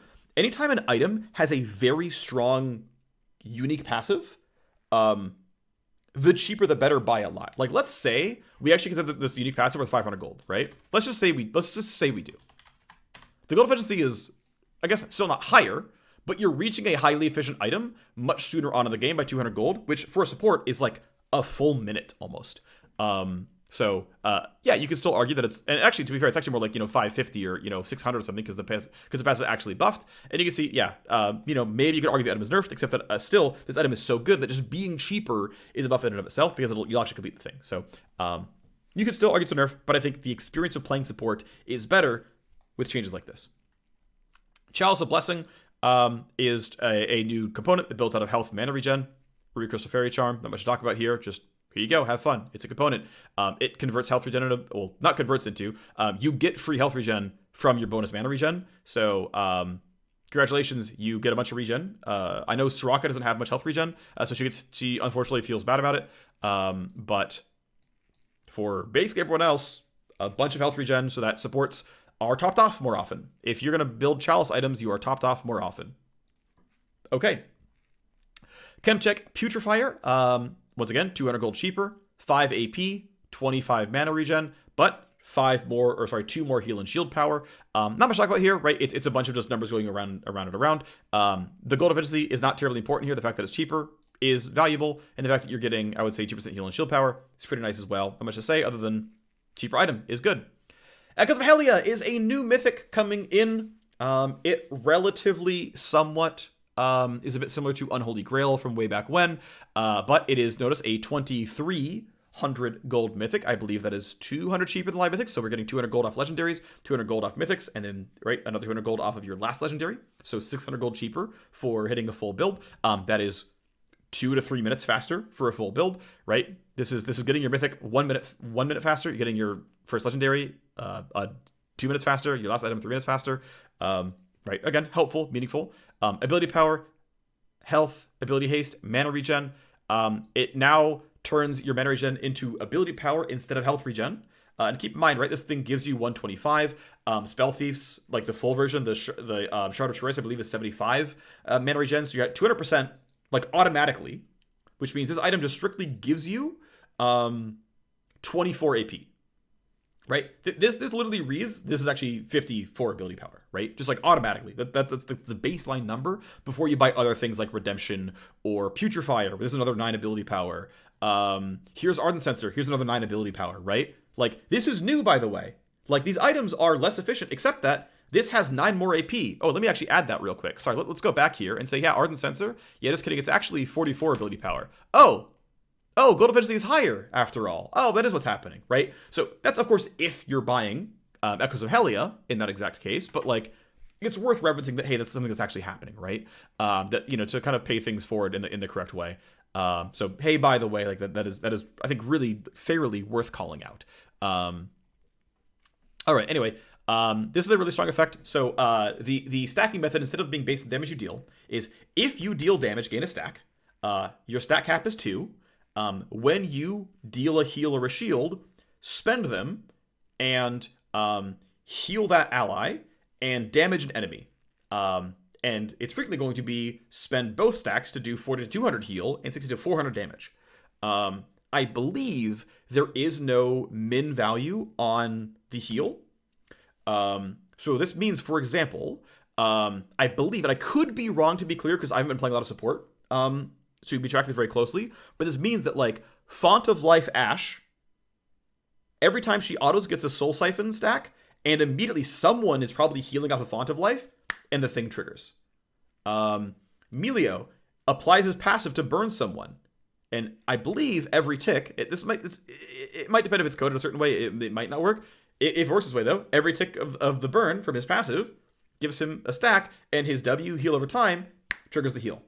And you go. So there are probably some very, very, very good users here. People who are going to be really, really good at Echoes of Helia.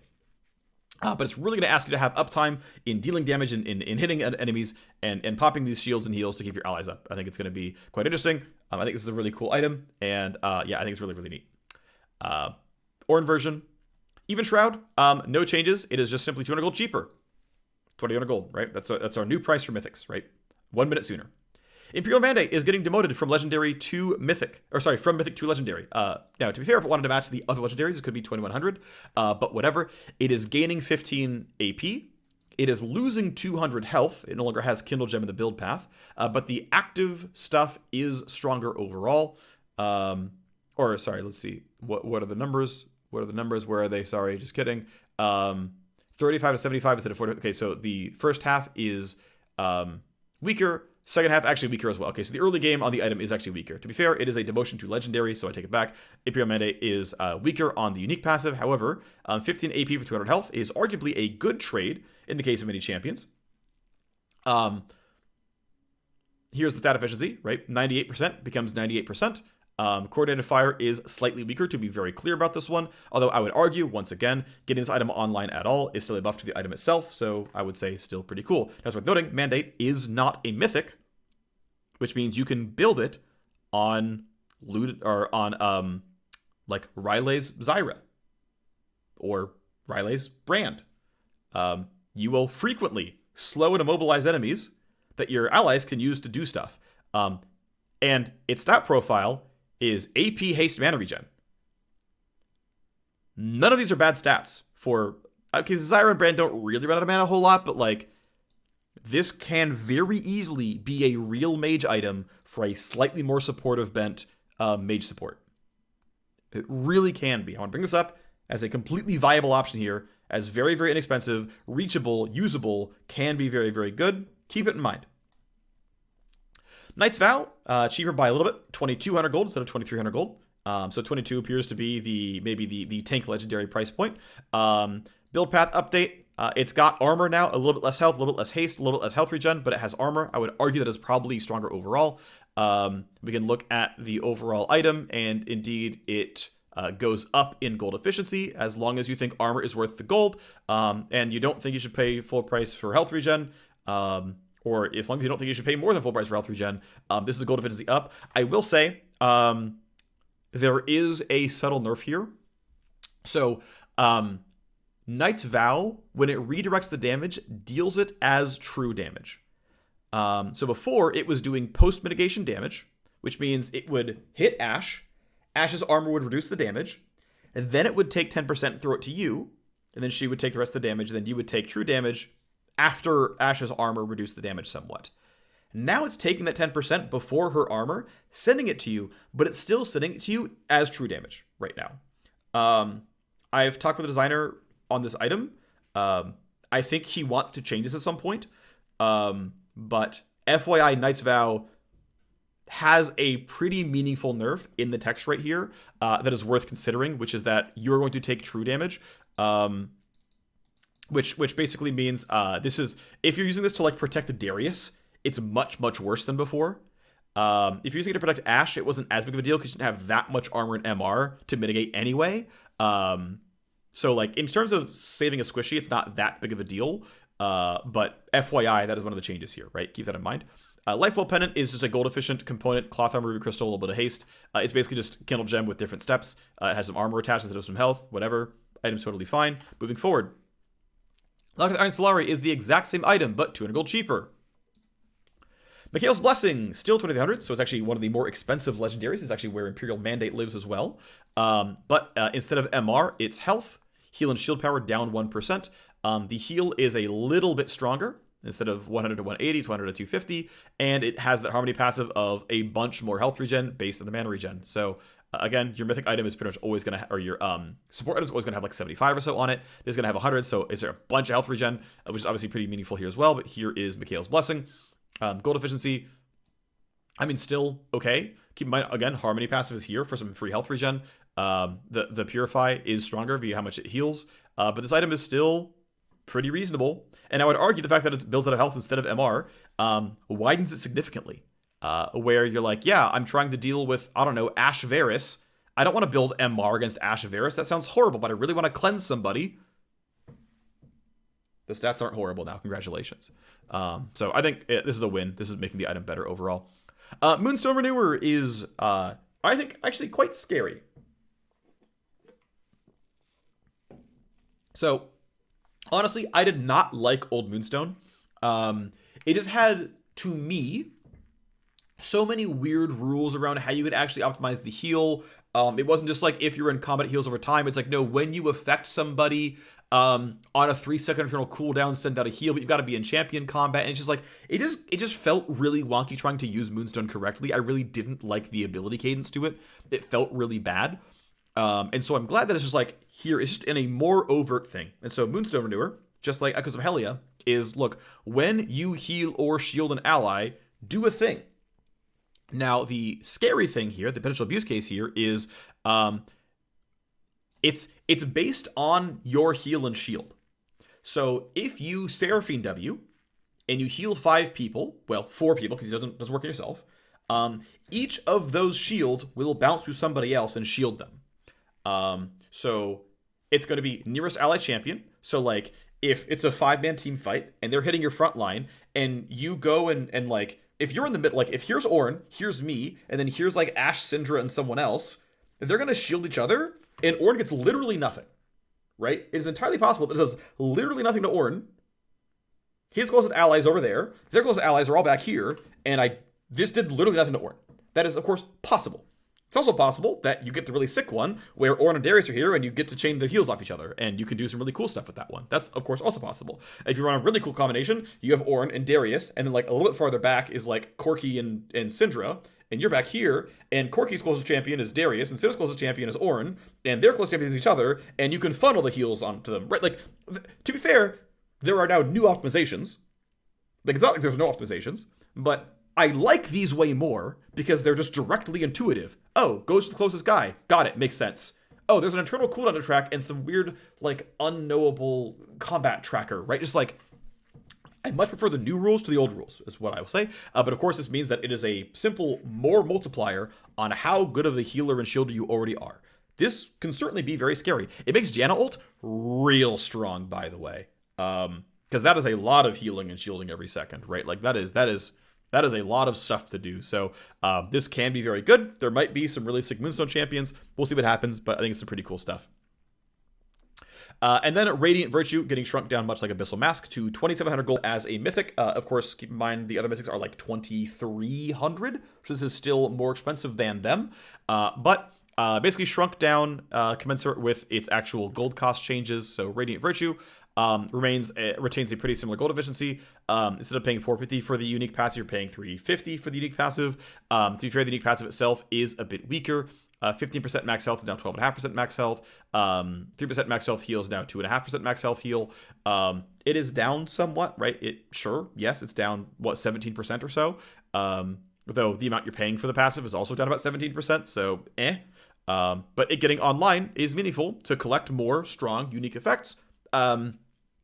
I know when I was doing Radiant Virtue work much earlier on in the year, there were a lot of conflicting opinions around, should it be a support item? Should it be a tank item? Who is it for? What should it feel good for? Should we just shrink the item? Whatever. And I just kind of got choice paralysis on who to listen to, because there's just a bunch of mutually exclusive pitches, and I was like, I don't feel strongly.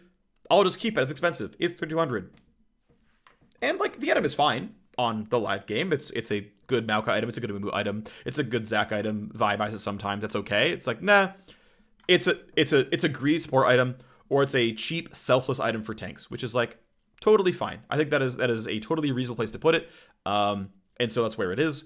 And I think that's totally reasonable. And Radiant Virtue, though it is shrunk to support size, I think very reasonable overall to do this to the item. 500 gold cheaper, and a similar shrink down the line, which is totally fine. The appetite is there. Redemption, unchanged. So, okay, so the 20 gold legendary. Of course, there are some cheap ones out there.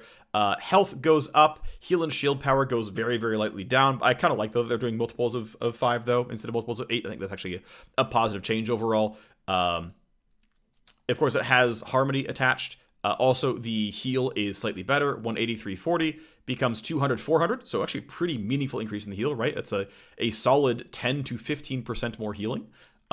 Is definitely pretty meaningful. I didn't do any gold efficiency stuff because there's basically none. But yeah, obviously a strict buff to redemption. It is a bit more expensive of an item. And again, it gives you the Harmony passive. It gives 100% mana regen. So if you go for Echoes of Helia, that is 12 ability power. 12 AP on redemption is another 200 something gold buff. That is really strong. That is a pretty good amount of stat conversion, right? Just FYI. If you don't have Echoes, well, you get health regen. So if you're playing a melee champion, if you're playing a tank, if you're playing Leona or Nautilus and you want to buy Redemption, congratulations. Redemption just gave you a ton of health regen. That's a good thing, right? So I think that's actually pretty cool overall. Shirley's Battle Song is being shrunk to 200, like many of the other mythics have. AP down by 5 for 200 gold. Great trade. Great trade. Absolutely great trade. We're about that. Sounds good. Unchanged on the active. Looks like 25 move speed becomes 20% move speed, so it's a little bit less powerful overall. Sure, but honestly, whatever. Healing Shield you're buffing allies gives them 25. Healing Shield you're buffing allies grants you and them 20. It was also you and them. So yeah, I mean, again, this is weaker. This is stronger in terms of gold rate for the ability power. So hey, is it a buff over the item? I guess it's up for you to decide, but I am glad that the items are getting shrunk. I think it is a very good thing for support overall. And here's Staff Flowing Water, 200 gold cheaper, 15 less ability power. Again, this is +9 again if you do have Echoes of Helia, but 5 move speed is attached here as well. Also, the amount of ability power it grants, 25, 45 becomes 30 to 45. The ability haste is, of course, the same as it was before. So Staff Flowing Water, 93% becomes 91% gold efficient. Of course, the passive itself, a little bit better here. So you could argue, and again, if you have Echoes of Helia or any other form of like Harmony passive, gold efficiency is arguably up. The last change, and I think this is actually very, very clever at the very end, is the reshape to Wardstone. I really like the direction and the design goals of this change, right? So, of course, not all items got cheaper, right? And if you choose to buy Abyssal Mask now instead, or whatever, or, Knight's Fair only got 100 gold more, 100 gold cheaper, or things like Redemption didn't get cheaper. But in some cases, you got 600 gold, right? You got 600 gold that you didn't have before. And it's like, hey, well, we don't want supports to not get a complete edit system, so let's give them another 2,300 gold item so that they can build, like, okay, their 500 gold support item, their 1,100 gold boots, and then they get to build 4 2,300 gold items, so they can actually spend like 14k almost in the game. Like, that's actually pretty good, not counting the extra controllers they're buying. That's actually pretty reasonable. Cool. They get to actually, if they do get rich, actually spend all that money. That is awesome, right? Especially compared with the cost changes, so that like you can feel better in the average game, but you can also feel better in the game that you're winning. Directionally, absolutely love this set of changes. So, Tier 1 Wardstone is almost the same item, right? Same price, same recipe, same health, same ability haste. It gives you some mana regen, and it still stores the arcane cache. This item is still pretty bad. Right? Like, basic Wardstone is still pretty bad. You can store more. You don't increase the cap or anything. But of course, the old version of Wardstone, when you hit level 13, upgraded to Vigilant, right? And when upgraded to Vigilant, you got more health. You got the ward cap, and you got 12% increased bonus health, bonus AD, ability haste, ability power.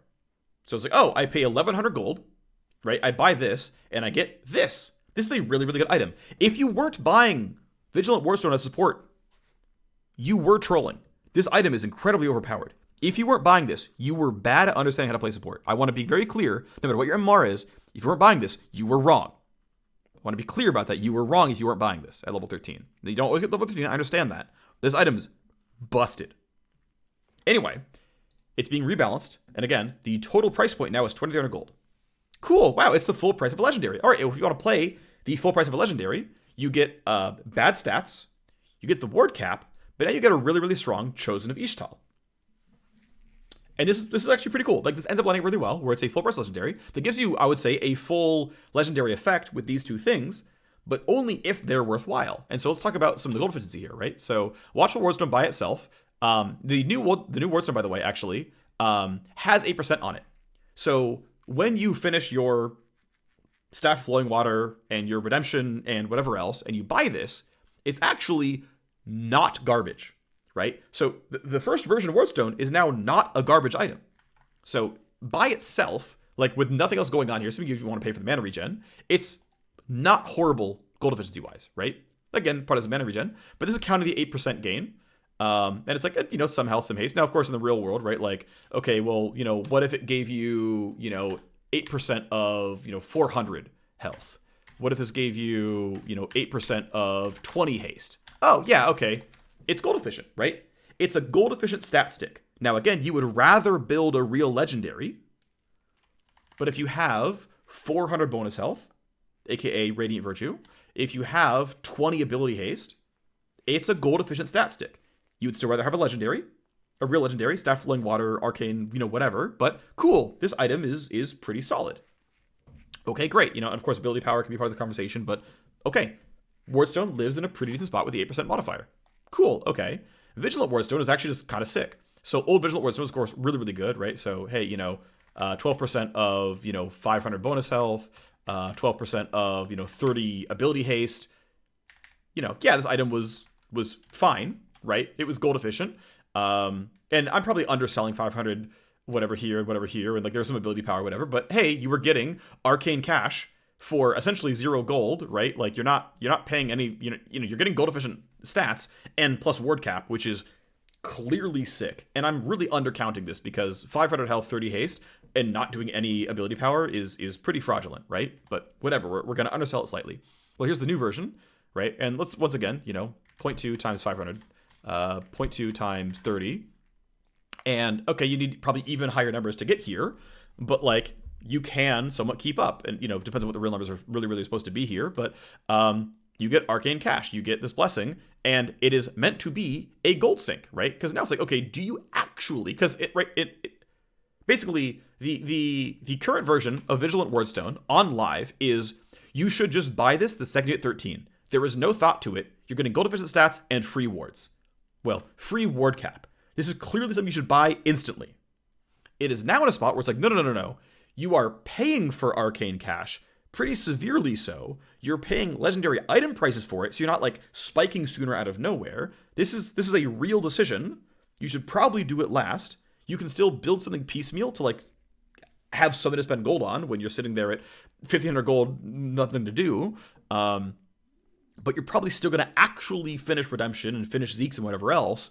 So the like chosen price point here is really, really quite good. This is a well-constructed, like well-placed item, and I like this. I think this is like a good design for this legendary to live, and it's cool beans, right? You can actually now spend 600 more total gold on your build as support, but your normal build is 600 gold cheaper. Like you get to have your cake and eat it too. Love the work on the support ecosystem. I think it's all really, really good stuff. I love the goals and the execution of pretty much all the stuff. Finally, a change to Zeke's Convergence drops down to 2100 gold. I believe this matches it with Knight's Vow, which went from 23 to 2100 gold. So same price point. Relatively similar build path with using the Lifewell Pendant.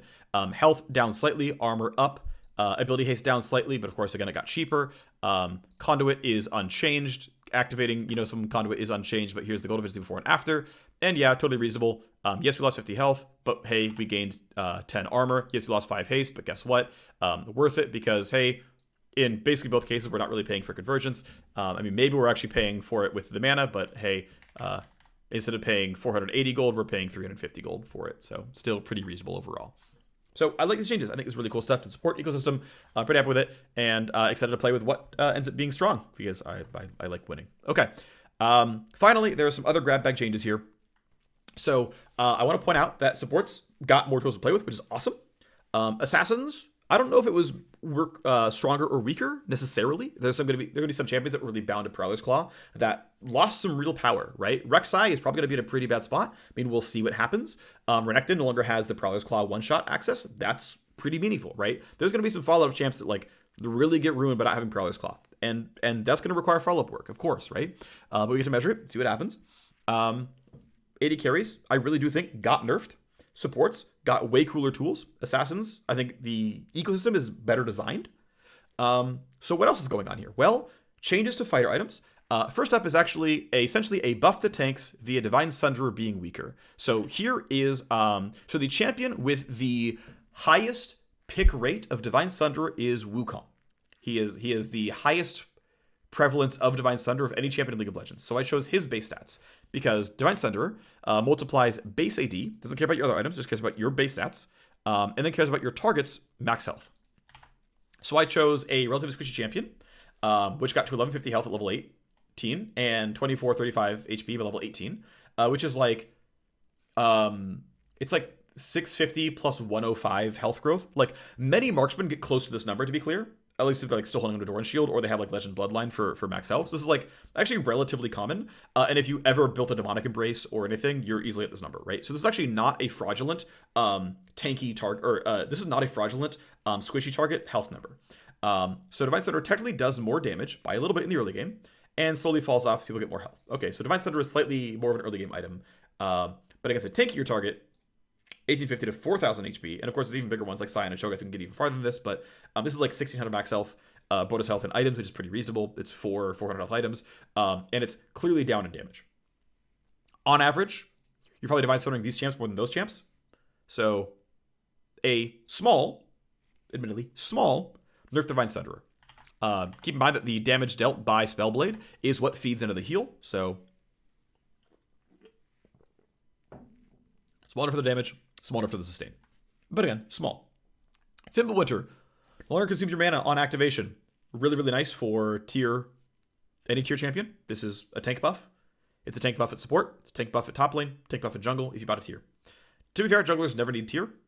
They have functionally infinite mana clearing the jungle. You can, there's tier Hecarim, there's tier Kayn out there, but you don't need it. Either way, it's here. I like this change. I'm really, really glad it's not spending your mana anymore. I hated that about this item. I'm glad it's changing. Cool stuff here. Okay, so a very, very light tank buff here. Very light tank buff here. A very large tank nerf here. And this is it's gonna sound backhanded, but it's really honest and true. This is a fat mage buff. This is a really, really, really fat mage buff. It is. Force of Nature is an overpowered item. And so I'm gonna this is gonna be a little bit facetious, but there is an absolutely honest nugget of truth here, okay? So right now, 80 carry is overpowered. Right now in the live version of League of Legends, in 13.9, 80 carry is overpowered. Now, it's not overpowered by a lot. It's a little overpowered, but it is overpowered. And, top teams have rightly identified they should play towards bot lane because playing towards mid isn't worth it. Their mid laners are no longer Corki, Azir, Victor. Their mid laners are Nautilus and a lot of Everfrost champions. Now, there are some actual damage champs out there, but now what's interesting is Force of Nature's been this good for a while. I'm gonna actually double check something real quick because I forgot when Force of Nature got its last big buff, but I got a really big buff last year. Give me a second and I'll actually, be able to write out when it was. Yeah, Force of Nature, at the beginning of 2022 rather, or beginning of last year, got increased to the 25% DR. So Force of Nature has been gigabusted. I'm overstating it slightly. It's been overpowered for more than a full year. But we still had like a full year of almost exclusively AP damage to the mid lane and like high damage to that, right? Victor Corki is here, Akali Silas, all that stuff. Like Force of Nature's been this good. Tanks have been this good for a while. Anyway, I'm gonna get to the point that I was getting about, which is it's a little facetious, but there's some decent honesty here, which is part of why AD carry is OP is mages can't do the kill tank job right now. Because Force of Nature invalidates that. If your carry is the mage, the fighter buys Wit's End Maw, everyone buys Merc Treads, the tank buys Force of Nature, and you can't carry through the Victor and Azir anymore. The items are too good. I'm overstating it very slightly, but like a Force of Nature nerf is kind of an AD carry nerf. It is definitely a mage buff, and it means that it's much more likely for the fed mage to just win the game, to be the carry that so often the Aphelios and the Jinx is, because, well, they can buy LDR and handle your armor items, but Void Staff doesn't handle Force of Nature. It now kind of can. And to be clear, so the mechanic change here, right? And instead of getting multiplicative magic damage reduction, it now gives MR. On a mechanical level, I understand this existing because it has no... this mathematically says that Force of Nature is good with other sources of magic resist. That is true, and it does do that. But of course, the power level on the item is really, really, really, really strong. So what does the item actually do now? So here's Force of Nature on a baseline gold efficiency, which is kind of fake, before and after. Dissipate gives 10% move speed on full stacks. It used to give 25% magic damage reduction. Now it gives 30 MR. It got more health. It got less base MR. Gold efficiency moved around with the cost going down, and you're still kind of paying, a pretty similar gold cost for Dissipate, right? You're still paying about 450, but that's a little bit fake. So what's happening with this? Well, let's say you are a generic melee champion, which is 32 to like 60 something or whatever magic resist. And your only MR item is the Force of Nature, and you bought it first for some reason, and Dissipate is fully stacked. So here is how much magic damage you take with a fully stacked Force of Nature as your only MR item before and after.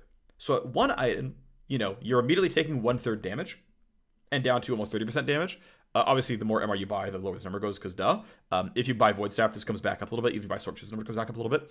You can see that this is ultimately a 17 to 18% damage gain to every mage that ever fights Force of Nature. And this number only gets higher the more MR they buy. If they bought, Merc Treads or went a Stat Shard about Force of Nature, this number is even higher. If they bought a Wit's End that bought this, the number is even higher. If they bought an Abyssal Mask or had a tank mythic that wasn't Iceborne Gauntlet, this number is even higher. So this is, at a minimum, 18% more damage for mages fighting Force of Nature. And it could be like as much as 25%. That is a really big deal. If I said, hey, you do 25% more damage to tanks, you'd be like, what? That is absurd. That's the numbers, right? Again, on the top end where they have more than one MR item. But this is the low end. This is literally the low end of what this does for you. Now again, they have to still buy the item, but yes, this is what the downside is now at this point. So now personally, there is room for %DR. I think it is a mechanic that can be used that has its value. That said, I'm pretty happy with items only having normal stats on them. This is a very large mage buff. It just is. It's a very large mage buff. Obviously, it's a Gwen buff as well, right? Ornn's gonna feel really bad about fighting Gwen, but it is a very large mage buff. It's a very large AP carry buff. Gore Drinker. So one of the fighter changes is this item is 100 gold cheaper, and its mythic passive a little bit stronger. To be fair, this mythic passive is pretty dog shit. So yay. Actually, there's a chance that Gore Drinker has attack damage on it as well. Let me double check. Gore Drinker's mythic passive, it was 3 ability haste and some health. So 3 ability haste is pretty weak, so this is just kind of putting the mythic passive in line with other items. Again, I don't really like mythic passive being a vehicle for actual item power, but whatever. This is not the point for this. Gore Drinker is a bit more gold efficient. Is it a huge buff? It is not a huge buff. It is a small buff to fighters. They are getting 100 gold, and they're getting another, 1/6 to 400. They're getting another, 60-ish, 70-ish gold per legendary. It's not a huge deal, but it's something. And again, AD carries a nerf this patch. Hullbreaker is getting a very large buff, actually. So it's getting 10 attack damage, it's getting 5 move speed, and it's only getting 200 gold more expensive. This is obviously a fat buff to the item. Here's Hullbreaker before and after. 117 becomes 128. Now, of course, if you say, hey, health regen's a fake stat, okay, it was still gold efficient, and now it's 10% bonus gold efficient. Really, really quite good, right? This was what, 101%, basically? Yep, it rounds down 101%, and now it's going to be like, what, 112, 113? Yeah, 113, right? So, hey, even if you don't care about the health regen at all, you just got a 12% gold efficiency buff in this item. That is really, really, really, really, really good. Now, to be fair, what I talked about with supports earlier, which is unique passes are very strong. They are better than stats. So collect unique passes as fast as you can is a really, really valuable thing. But the amount at which this thing gained efficiency is, worth delaying the unique passive gain. This is a very large buff to Hullbreaker. Lord's Dominant Regards is a very small update. This probably should have been the AD carry stuff, but whatever. It amps physical and magic damage. I want to point out that Giant Slayer is not as absurd as you might think. You have to actually, what is it? I think it's either having double or having 2,000 more or 2,500 more max health in them. It's really hard to have happen. So Giant Slayer is often doing like 3% bonus damage against a lot of targets. Getting the actual 15% is really, really unlikely. But yeah, with how much Energize deals magic damage, with Kracken Slayer moving to magic damage, the Galeforce move to physical, just amplifying all parts of your kit. And a lot of this is just like, hey, if you're playing crit Varus or crit Kaisa, like their W's still deal magic damage. The Kaisa passive still deals magic damage. If you want to build LDR on Kog'Maw, I think you might, maybe be allowed to. And that W deals magic damage. Like, just allow it to be part of the kit hookup. I think it was reasonable to do. So it was a pretty simple change. I did it. I think it was fine to do, and so we shipped it. Lost Chapter is a very small mage buff. You can now build this item 200 gold sooner. So you could be on Lost Chapter about 30 seconds earlier than before. You get your Lost Chapter about one wave earlier. It matters. It's useful. Depending on how good your CSU, maybe it's 2 waves earlier. But regardless, this is just a strict buff to mages, obviously. The resulting items are all unchanged, but there you go. Mob Boreas getting, I guess I can't say strictly nerfed. The cooldown is up, the duration has been cut in half, but the gold cost is down by 100. Basically, any sort of shield like this, so I think Maw's shield is big enough that you will frequently run into the duration actually killing the shield. So this duration nerf means a lot because Maw will, I believe, frequently now not block max damage. In general, what I'll say is any short duration shield really biases the value of the shield toward team fights. Like if I'm playing Ahri against Darius in a side lane somehow, and I pop Maw, I can probably wait 2.5 seconds and use the rest of my combo, because my combo's not going to break the Maw shield anyway, so I should just wait it out. Okay, he's functionally invulnerable for 2 seconds, fine. I have a Zhonya's, you have a Maw, whatever. We both have a really, really, really strong defensive tool. But then it ends and I finish killing you, much like Zhonya's, although of course Darius can fight you during Maw, you can't fight back during Zhonya's. I understand there's a difference here. In a team fight, you don't have the luxury of stopping DPS for 2 seconds, or often even of switching targets. And also there's going to be so much ancillary magic damage anyway, like, oh, Karthus' passive is already going, or Swain is already ulted, or Seraphine is just like using her kit and has dealt some damage. The shield just will block stuff in a team fight, whereas it can be outplayed in a one-on-one. And so having a relatively short shield duration allows you to have that disparity exist, to where, no, this thing will do its job in a team fight. It will not really, it will cause someone to play differently. It will have an effect on one-on-one, but it will not shut down the one-on-one. That's going to be the kind of effect of what this Maw will do in those side lanes, which is like totally fine that mages have a chance at doing anything at all in a side lane against a fighter. This is, of course, a mage buff. Rapid's Death Cap is getting another increase in ability power, so the amount of ability power you have as a champion is going up by 1 over 1.35. Not 1/3. 1/30th. 0.05, whatever. It's up some. I think it's about 1/30th. You have about 1/30th more MR. You have about 3% more ability power. I could be right about, I'm pretty sure I'm right about that. You have about 3% more ability power, which equates to like 2% more damage. 1 to 2% more damage. It's not a huge deal. Like, to be clear, Force of Nature is a much bigger change than this changes. Force of Nature is 18 to 20% more damage against some targets. This is 2% more damage to everyone, eventually. Still good, of course. But anyway, math. Statikk Gauge is a cool fighter item here as well. Gain size and tenacity. Obviously, you don't always want the big tenacity shield much later on. But depending on how it's coded, because what Statikk does is it says on, like, when I'm going to take damage before I apply it. Actually, okay. Yeah, I think it actually might depend on how abilities are coded. Because my understanding of how Statikk is coded, and I looked at the script for Shieldbow, so I'm going to assume Statikk is the same, but I don't know because I have like Statikk script, is when I'm going to take damage, right before you actually apply damage to my health bar, so you've already done all the mitigation stuff, if my health was going to go below 30%, stop, drop me to 30%, take the rest of the damage, subtract that from the would-be shield, and then if the shield is not 0, pop the shield with whatever's remaining. So there is a chance that depending on how things are coded, this might kick in before the CC is applied. There is a chance. I am not sure of this, to be very clear.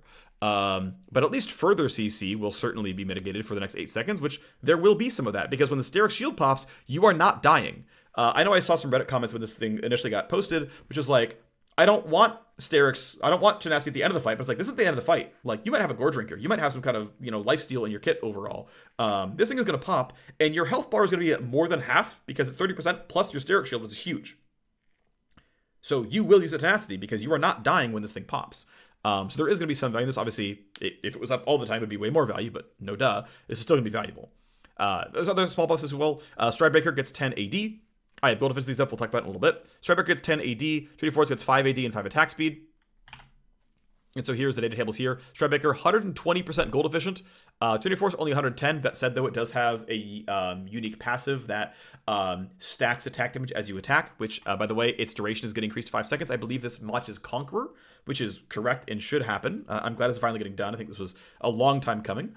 But yeah, good to see buffs to items that weren't all that strong overall, but this definitely raised their damage a fair bit. This is actually, of course, this is Triforce, but, we knew that.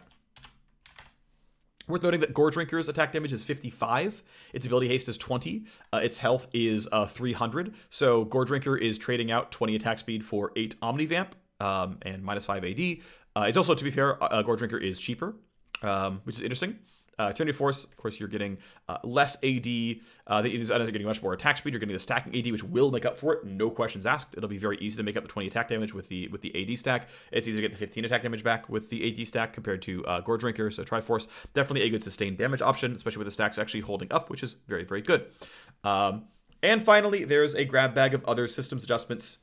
Let's talk about them as well. Management in the Fountain is up by about 50%. Obviously, a pretty big deal here for you spent your mana bar, you went to go recall, you went to go shop, and now you're waiting in the base to finally get the chance to walk back to your lane. This will save you quite some time. You'll get 4% more mana every second, which, that'll save you a couple seconds when you get back to base, right? So cool beans there. Home guards now kicking at 14 minutes. This is really, really nice for just like getting yourself back on the map. Now keep in mind, the home guard from dying is still there and has been for a while, but simply take the recall, get back onto the map. Cool. It's just, game is a little faster paced. This has felt really good in testing, just being able to be on the map a little more often. It's just kind of nice to be in the action more. I like that. The blast cones that go over the river walls spawn much, much, much later. So now you don't get that pre-level 6 top lane gank from the blast cone.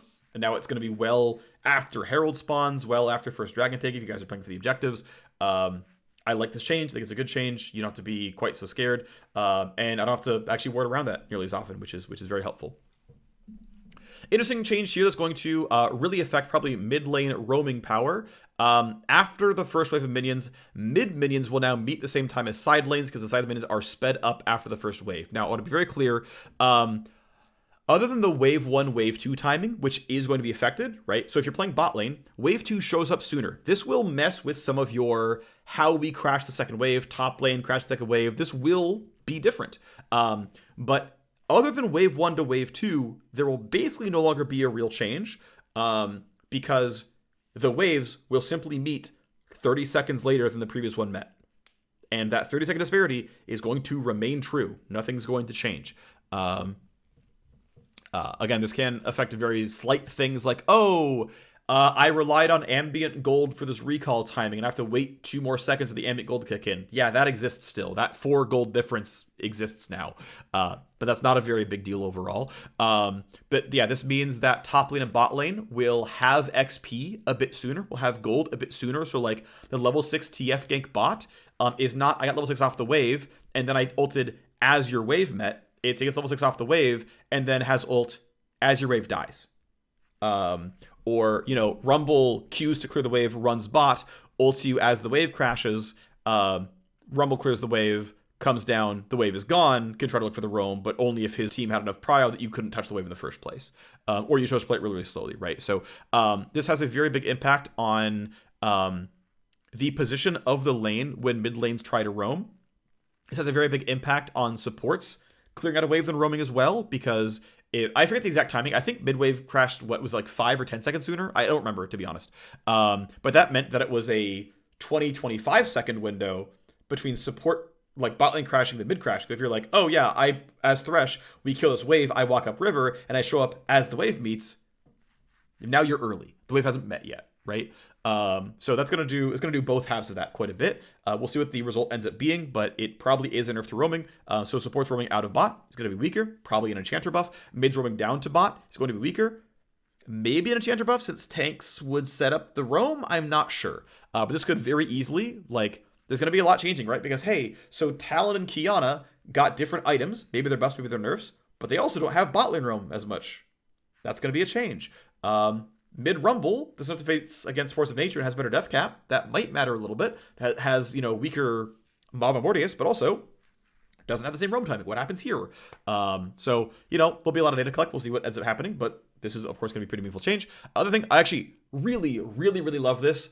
Man, playing melee, I'm a bad top laner. I will not play ranked solo queue as top lane. I'm very bad at it. But playing melee versus melee, being under my tower, the guy attacks my turret, and if I attack him back, I pull 5 minutes of aggro, and I get the snot beat out of me, because a bunch of minions are hitting me. Now the minions will just taunt to the tower, and they will ignore, and now this means that they will knock down turret plates a bit more quickly, that they can farm plates, but it also means you can just go fight that dude off your turret, because you're not going to pull aggro for doing so. And so fighting for your own turret, and pushing someone off, is going to be helpful. It means they will not help you tower dive. If you're going to do an actual tower dive and they fight back, they're not going to switch aggro, so yeah, tower dive's definitely as powerful there as well. Okay, so simply now deal total AD plus 6% ability power instead of 60% AP. Okay, so the old version, right, was, hey, base AD plus bonus or some fraction of AP. Now it's just total AD plus AP. And it will still convert to magic if you have a bunch of ability power. Great, wonderful, good change. That means Rageblade adds full damage. Kayle and Teemo and whatnot can feel good about dealing, you know, full damage with going for like a Kraken Slayer, building hybrid at all. I think these are good changes. Hooray, glad we're doing it. Turret plating. Resistances based on number of champions has increased by a flat 45. So, right, there's 2 kinds of resists on turret plates, right? There is a guaranteed permanent resistance gain. When you kill a plate, it gains some amount of resists. And there's this thing, which is there's a temporary resist gain when you knock down a plate that only lasts 20 seconds. And if it's solo, it doesn't exist at all because it's 0 when soloed. So the turret still got natively tankier because the second plate has armor and MR on it. But now this is basically, by it being a flat 45 increase, this is skewed towards 1v1 combat. Taking a second plate will take meaningfully longer now. This is why, by the way, if you like tried to 3-man a turret and you summoned Herald and the Herald killed 2 turret plates, you did like 3 damage or auto attacks. It's this. This is giving it like 90 armor and MR per plate killed. So it was 180 armor MR. And it was like, yeah, very clearly we're not going to do the damage this thing anymore. So go back off. Support should leave. That's also why, if you would intelligently summon the Herald as late as possible to have as few rust down plate resistances as possible for the turret kill. Okay. Cool change. So yeah, rushing down plates is going to be slower. Unleash Teleport now unlocks at 10 minutes. Very, very big deal here. Definitely very, very big deal here. Unlocks at 10 minutes. What else is there to say? Top laners get more access to the map. This is not like surprise top lane is saved, but AD carries nerf this patch. Mid lane is arguably nerf this patch via having worse roaming. To be fair, tank items got weaker in some cases, with Force of Nature getting nerfed. But fighter items did get buffed in most cases. Maybe not Divine Sunder, obviously, but like Hullbreaker definitely better. Statikk definitely better. Like, it's maybe debatable if the actual ecosystem of items got stronger with Maw getting weaker and whatnot else, but like, it's at least close. And hey, at least Unleash TP is nice. Top end is not suddenly saved, but these are good changes. Cooldown though still longer in the early game. By level 10 though, you finally reach the old number as it was before. Okay, fine. Not much else to say here. I think these are good changes. I'm glad Unleash Teleport coming in a little bit sooner. I think that's very, very good. And then finally, changes to trinkets. So this was actually interesting. This set of changes was in when I first joined the design team in January. A lot of the changes were already in, and we've been waiting to ship them for midseason. So we're gonna start with Oracle Lens because it's the more sort of direct, straightforward one. You now have 2 charges. You get the charges more slowly, and the duration is lower. So the individual Oracle Lens is weaker. However, the pressure to use Oracle on cooldown is much, much lower. So it might be that like the total number of sweeps in a game might be about equal. Now, again, the duration is certainly lower. If you get the same number of total sweeps, these sweeps are weaker, to be clear. Now, for what it's worth though, if you attack a ward, you get 2 free seconds of extra vision, which means you can't cover as much ground. You can't cover as much ground with Oracle, but you do kind of have 8 seconds of reveal. In terms of actually killing the wards off, you get at least that going on. If your team was like all grouped around, they're all autoing, it's just 10 becomes 6 because the bonus duration didn't matter at all. But, if it's like, oh, I'm kind of soloing this or I'm getting help from just my AD carry, 10 becomes 8 is not as big of a nerf. And this, maybe it counters, maybe it doesn't. Other thing here is Farsight Alteration now provides vision over walls. And if it sees someone, it pings them. It will grow the radius. And it will self-destruct if you don't kill it within a few seconds. I think it's really interesting. It certainly gives a lot more value to Farsight. It also means that you generally won't have the like infinite display of Farsight wards. This is weird because we don't see it in Pro almost at all, but it was really frequent. I have found in like high MR solo queue, especially in high MR flex queue, is there would be a lot of like 4x Farsight, and they would just spam blue trinkets in the jungle, and they would just guarantee have full control of your jungle. And you can clear it, but like the cooldowns are short enough, they just get it back. Another fact they self-destruct is like kind of nice because now you can't just have permanent blue trinket vision. I actually like directionally would like this change, so I think it's like pretty cool stuff. I'm pretty happy about it. Cool stuff with the vision stuff. Aim adjustments, link sharp rotation, bug fix QOL stuff. I don't believe there's any my bugs here. My bug fixes were in earlier patches, so nothing much to talk about here. Got some new skins, cool beans. Okay. We are 2 hours in. It's time for the mid-season patch rundown, TLDR. Okay. Well, a bunch of champions get AP ratios in very small places on their kit just to feel a bit better about getting a Baron buff, getting buffed by Staff of Flowing Water, or buying a Rageblade. Akshan also specifically has a small nerf to his passive. It is about a 10% shield nerf between levels 3 and about 12. That's the math. AP ratio, AP ratio, AP ratio. Neeko, jungle-specific buffs, although some generic buffs as well, with Pop Blossom having a higher AP ratio. Overall, happy tomato, go Neeko. Okay, so there are several systems-level, wide-ranging item updates. First is crit items. So Bloodthirster is swapping out a fat shield for bonus AD when on high health. The gold value of the shield is relatively equal to the gold value of the attack damage. The question is, which one did you care more about? Which one did you use more often? Did you use the shield for the health, or you're going to be able to reliably use the bonus AD? Maybe you do reliably use the bonus AD. If you do reliably use the bonus AD, Bloodthirster is buffed. If you didn't need the durability, well, congratulations, Bloodthirster is a strictly buffed offensive item. If you need the durability, you don't have it anymore. So burst resist is unequivocally down for Bloodthirster. Galeforce trades out 5 AD and 5 attack speed for 7% move speed. This is a relatively equal trade. The mythic passive is much, much stronger, which is 5 AD instead of 2% move speed. So Galeforce as a base stat machine is stronger at most points in the game, especially late game. Its active has a much, much higher base damage and a lower cooldown and more execute damage. However, its physical damage is that of magic, which is innately going to make it deal less damage late game because champions gain more armor than they gain magic resist.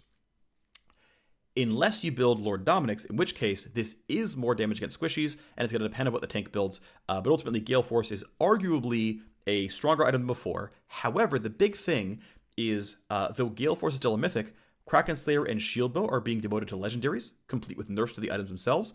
And Infinity Edge, Quickblades, and Rageblade are being moved to Mythics, which means now Infinity Edge and Galeforce are mutually exclusive. And that is a pretty big power cost to pay for buying Galeforce.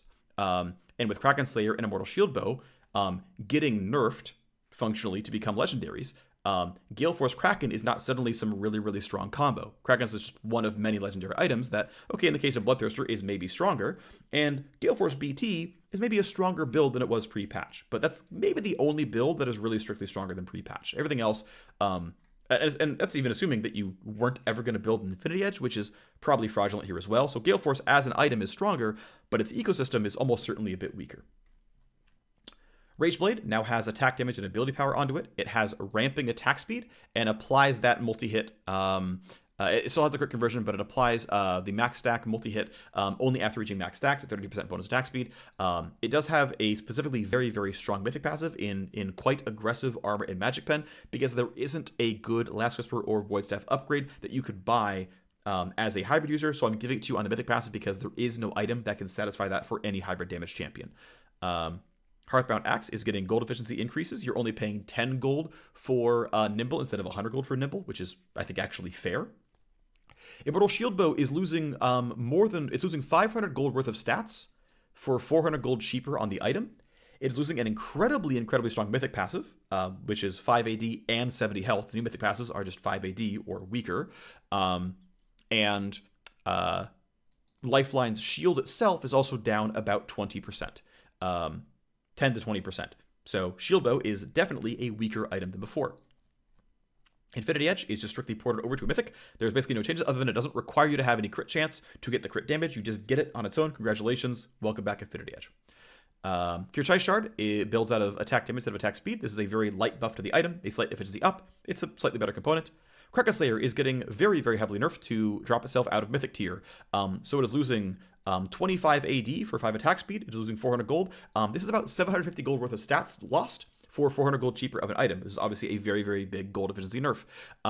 Against squishy targets, its damage has changed from some true damage calculation to some magic damage calculation. Against squishy targets, this is a strict nerf until you can auto a target 9 times in a row to stack the ramping damage. So this is functionally a nerf in the base stats and cost, and functionally a nerf in the unique passive.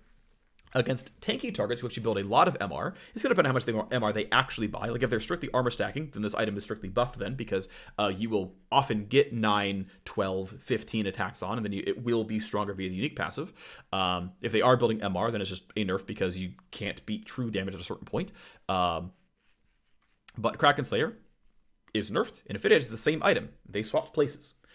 So AD Carry is nerfed through this lens. Of course, there are some strict buff. Mercurial Scimitar gets 10 MR. Mortal Reminder gets 5 AD. Navori Quickblades is the same item as before, but it's a mythic and it gives 5 haste. Noonquiver is the same item, but it builds on different items now. Phantom Dancer gets 5 attack speed for 200 gold. That is a very, very light gold efficiency nerf, although the build path is better because Heartbound Axe is actually a good component now instead of double longsword. So it has a better build path, but it is a very, very light nerfed item. Rageknife builds into new Rageblade. It has on hit damage. It has the ramping attack speed. Rapidfire cannon is very, very lightly buffed. It's getting much more expensive, but 30 AD for 20 attack speed is a pretty worthwhile trade for 500 gold.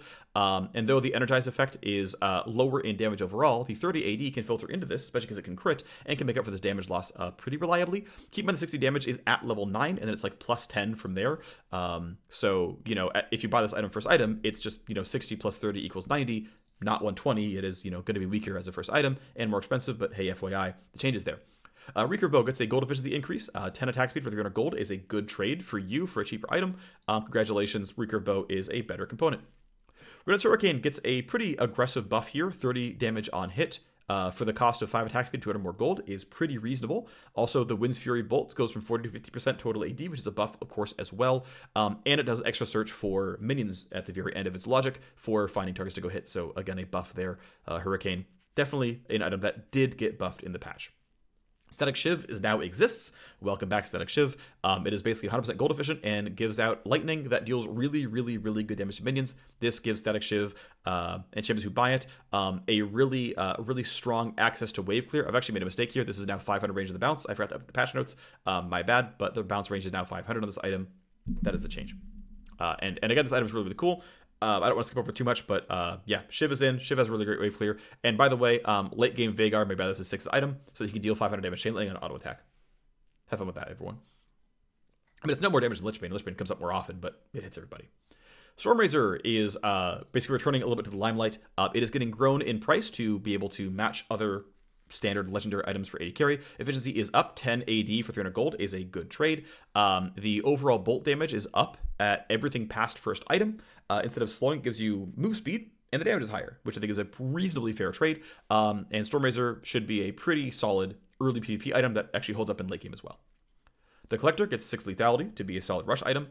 Zeal gets hit really aggressively in its gold efficiency. It goes from 130% gold efficient to 110% gold efficient by losing 3 attack speed, 2 move speed, and 50 gold on the cost. Zeal was an incredibly overtuned epic, and as a result has been nerfed. So, as we look at the changes, right, if you're using Collector, if you're using Stormrazor, if you're using Hurricane, right, there are some strict buffs to completed legendaries. Bloodthirster, debatably buffed as well. Rapidfire Cannon, arguably buffed as well. But Finality is down. The overall Mythic system is down because you were building, right? You were building Kracken Slayer. That item is a lot weaker. You were building Shieldbow. That item is a lot weaker. You were building Galeforce, where you can't buy IE Quickblades or Rageblade anymore. Like, those are really, really, really large systemic nerfs to the class overall. I am intending to nerf 80 carry with this patch, and I believe that is the case here. There are some pieces that got stronger that weren't very good, and a lot of weak pieces that were definitely used that got weaker. Next thing is assassin items. So Dustblade of Drakthar now gives you an untargetability state that you can actually see instead of invisibility. It also has a cooldown that does not reset on kill. It gives percent spell damage based on missing health instead of the on auto attack that reset on kill or assist.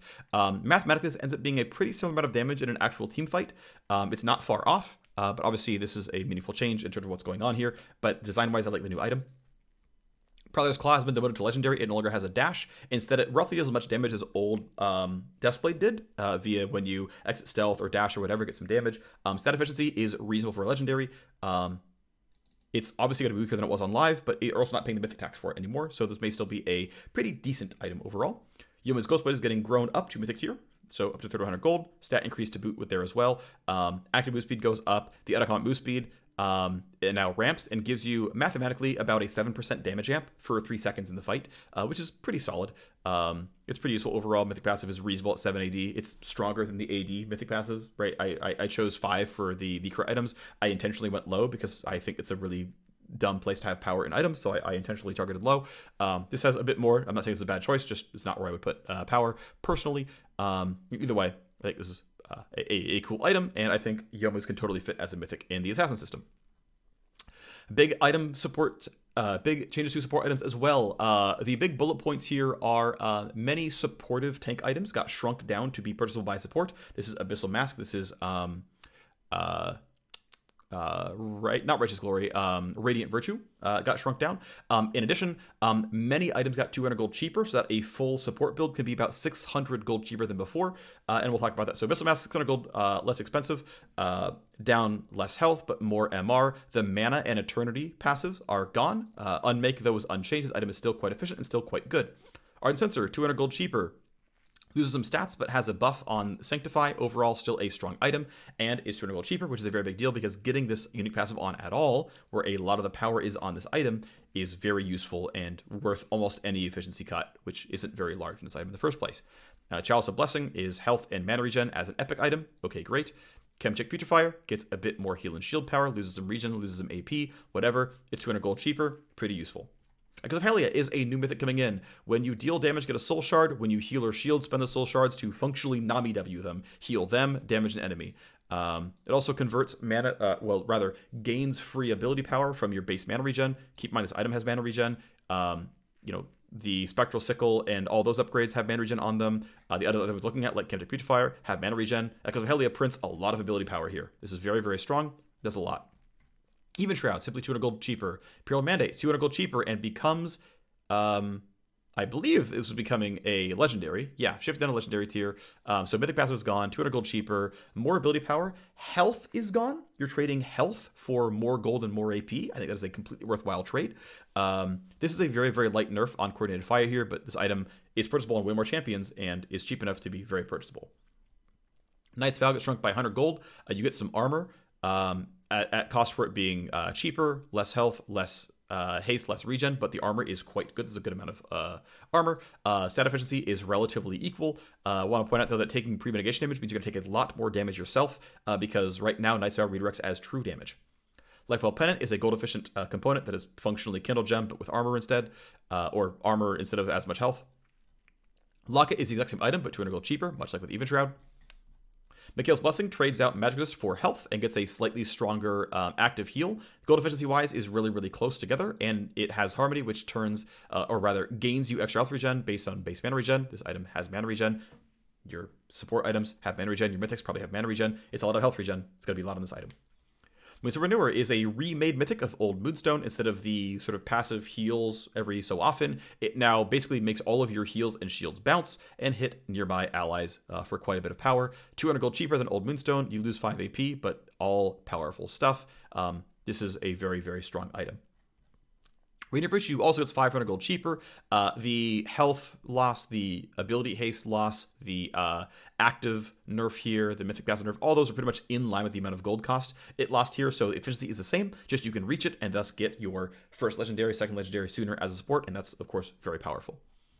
Redemption is unchanged in total price. It gets more health. It gets a little bit less heal and shield power, but the heal is up pretty substantially by 10 to 18% here on the heal.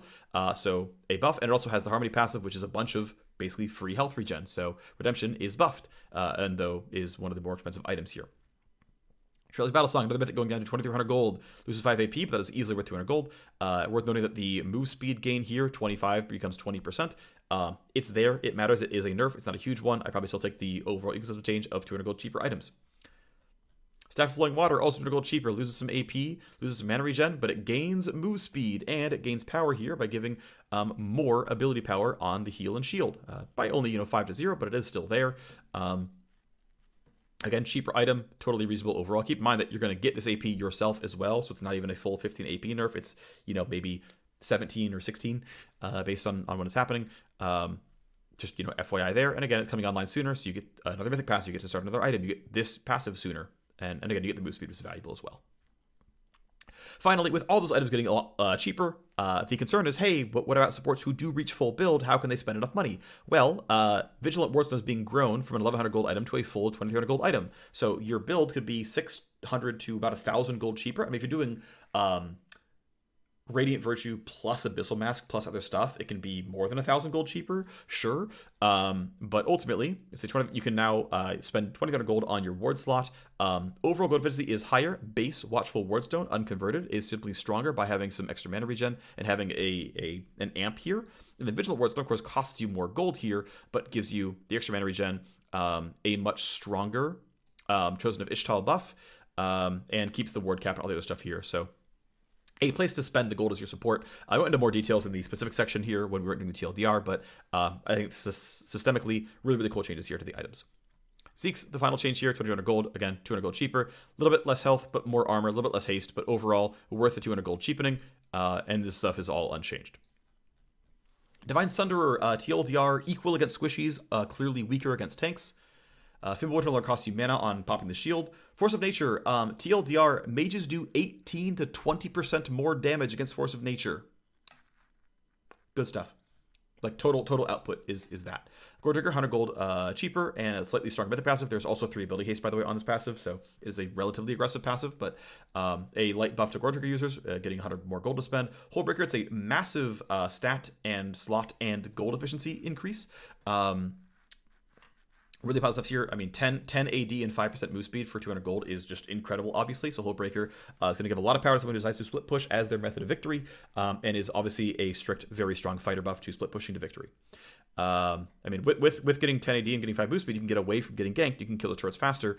Yeah, it just is helpful. Lord Dominic's multiplies magic damage as well. Cool, great. Good for the hybrid champions who might end up building Lord Dominic's. Last chapter, 200 gold cheaper. Cool stuff there as well. Mob Mortius is 100 gold cheaper, but the shield is half the duration, which is really, really meaningful in one-on-ones where it's actually possible to wait out that shield and then re-aggress after the shield pops. Cooldown increase, of course, just matters for how much you can teamfight with it. This, I believe, matches the parity of things like Sterix Gauge and Shieldbow. I believe that's accurate. Revenant's Death Cap, functionally you have about 3.5% more ability power in sum total as a result of this change, which is about, 2-ish% more damage as a mage. It's not bad. Starrick's Gauge is going to give you some tenacity when you get down to 30% health and the shield pops, and some just size overall for selling the item. Cool. Yeah, I think it's a cool change. It obviously is a buff to fighters, and Starrick's Gauge is, I think, a strong team fight item. Stridebreaker gets 10 AD, which is just free. It's just 350 gold of stats for free. 2D Force gets pretty similar amounts. It gets 5 AD and 5 attack speed, which is about 300 gold of stats. Once again, for free-ish. And 3-fold strike duration goes up from 3 seconds to 5 seconds, so the stacks will remain for a lot longer. I believe this duration matches Conqueror, which means if Conqueror's up, Triforce is going to be up. And this just will end up being a very large buff to the item because it was probably pretty easy for these stacks to drop, and it'll be harder for the stacks to drop, which is cool stuff. Overall system status of the game. So overall mana regen in the fountain is up pretty meaningfully so, by about 50%, so you'll spend a lot less time on the fountain waiting for your mana to regen. Right? More uptime for people who are running out their mana bar and want to get back on the map. Great, more uptime for you. Home Guard starts 6 minutes earlier, so everyone is now going to be on the map and ready to go and in the action much sooner. Definitely meaningful stuff here. The over-the-wall blast cones near the river walls, right at the edge of top and bot lane, spawn 4 minutes later. So now it's well beyond the point where you've got your ultimates ready. It's well beyond if you're really playing for it, the first Herald fight. So it relieves some of the pressure on warding that stuff because, you know, Rek'Sai can still do it, of course. Jarvan can still do it. There's plenty of times they can jump that wall on their own, but you can't do it for free anymore. From the second wave onwards, From the second wave onwards, side and mid lane waves will be at the same time. This is probably going to be a very, very large nerf to mid roaming and a very large nerf to support roaming to and from mid, because now the wave desync is going to be such that the wave is probably clear by the time you make it there. This is a very, very big deal. This definitely matters a lot. This has, I think, really severe impact. I think especially in higher level play. Higher elo players are better at roaming compared to lower elo players. This will not change much about silver. This will change a lot about challenger. And it will probably change a lot about pro play. I think this will be very far-reaching. I think the full impact of this will take a long time to suss out in terms of what champs are actually going to be played in Challenger and successful in Challenger, and what gets played in Pro and what's successful in Pro. This is like a long time to learn. Fun thing here, especially in anytime you're getting pushed into your turret, trying to push the enemy champion off your turret so that they don't take plates on you just means you took 40 DPS from the minion switching aggro and punching you, and it means you could maybe get towered over because you just got low enough that they would just finish the kill. So now minions, once they aggro on a turret, will stay on that turret. It means turret plates will die a little bit faster, but it also means that you can fight someone off your turret more easily without taking minion damage, which I think is a very, very, very, very, very good change. Hybrid champions now get to use their total AD plus ability power to deal damage to turrets instead of picking bonus AD or bonus AP. So just a nice change there. A strict buff to Rageblade, and we built items like that. Turret plating now gives a lot more armor and MR for a short time after each plate is taken. This means taking sequential plates is much tougher, especially if you're doing it by yourself. But even if you're not doing it by yourself, it's still going to be a bit tougher than before. Unleashed Teleport is unleashed at 10 minutes instead of 14, so top laners get access to playing around the map much, much sooner. This means Unleashed Teleport, in some cases, especially if you're not playing in Pro, is ready for like the first Herald fight, which is a pretty meaningful thing, right? That could definitely matter here, where you can just TP to a ward and suddenly do that. We'll see that, that certainly could matter. Of course, the Unleashed TP cooldown is going to scale down, so it's still going to start actually quite long, because it was just set to 40 as soon as it turned over. So, some stuff around when it's going to actually happen, but hey, I think this change is really good. I think it's very smart. We're going to move on. 2 trigger changes. Farsight alterations basically don't have infinite life anymore, because now once they reveal someone, they will grow their vision radius and then self-destruct. We'll give you enough time to still last hit it and another 15 gold. But they also reveal over walls, which is quite interesting and a very interesting interaction here. So Farsights, again, they just won't last forever because they'll self-destruct when they see someone. FYI. They also play a sound in a particle. You can oh, there's an Oracle's here. Okay, let me walk over and cleanse that and get that 15 gold, get the XP. Oracle Lens now gives you 2 charges. The cooldown is, of course, longer, though. There's a good chance that, especially for lower skilled play, this is the same number of Oracle presses in the game before and after. Also lets you save them up and use them in a meaningful time. I actually really like the idea of Oracle having charge. I think it's actually really, really smart. I like this a lot. I think it's a really good change. Of course, the duration being down means there's going to be less overall sweeping in the game. Even though there is a duration increase on wards that you hit, it is still less sweeping overall. I'm pretty sure, especially in higher elo, it's going to be less sweeping overall. So, 2.5 hour long patch rundown complete. Thanks for watching. I'm excited to play mid-season when it finally hits the live servers. I hope you really enjoyed the changes. I think it's going to be really, really fun. I'm pretty sure I nerfed the AD carry. Y'all got to learn some reading comprehension. Thanks for watching. See you next time. Bye-bye.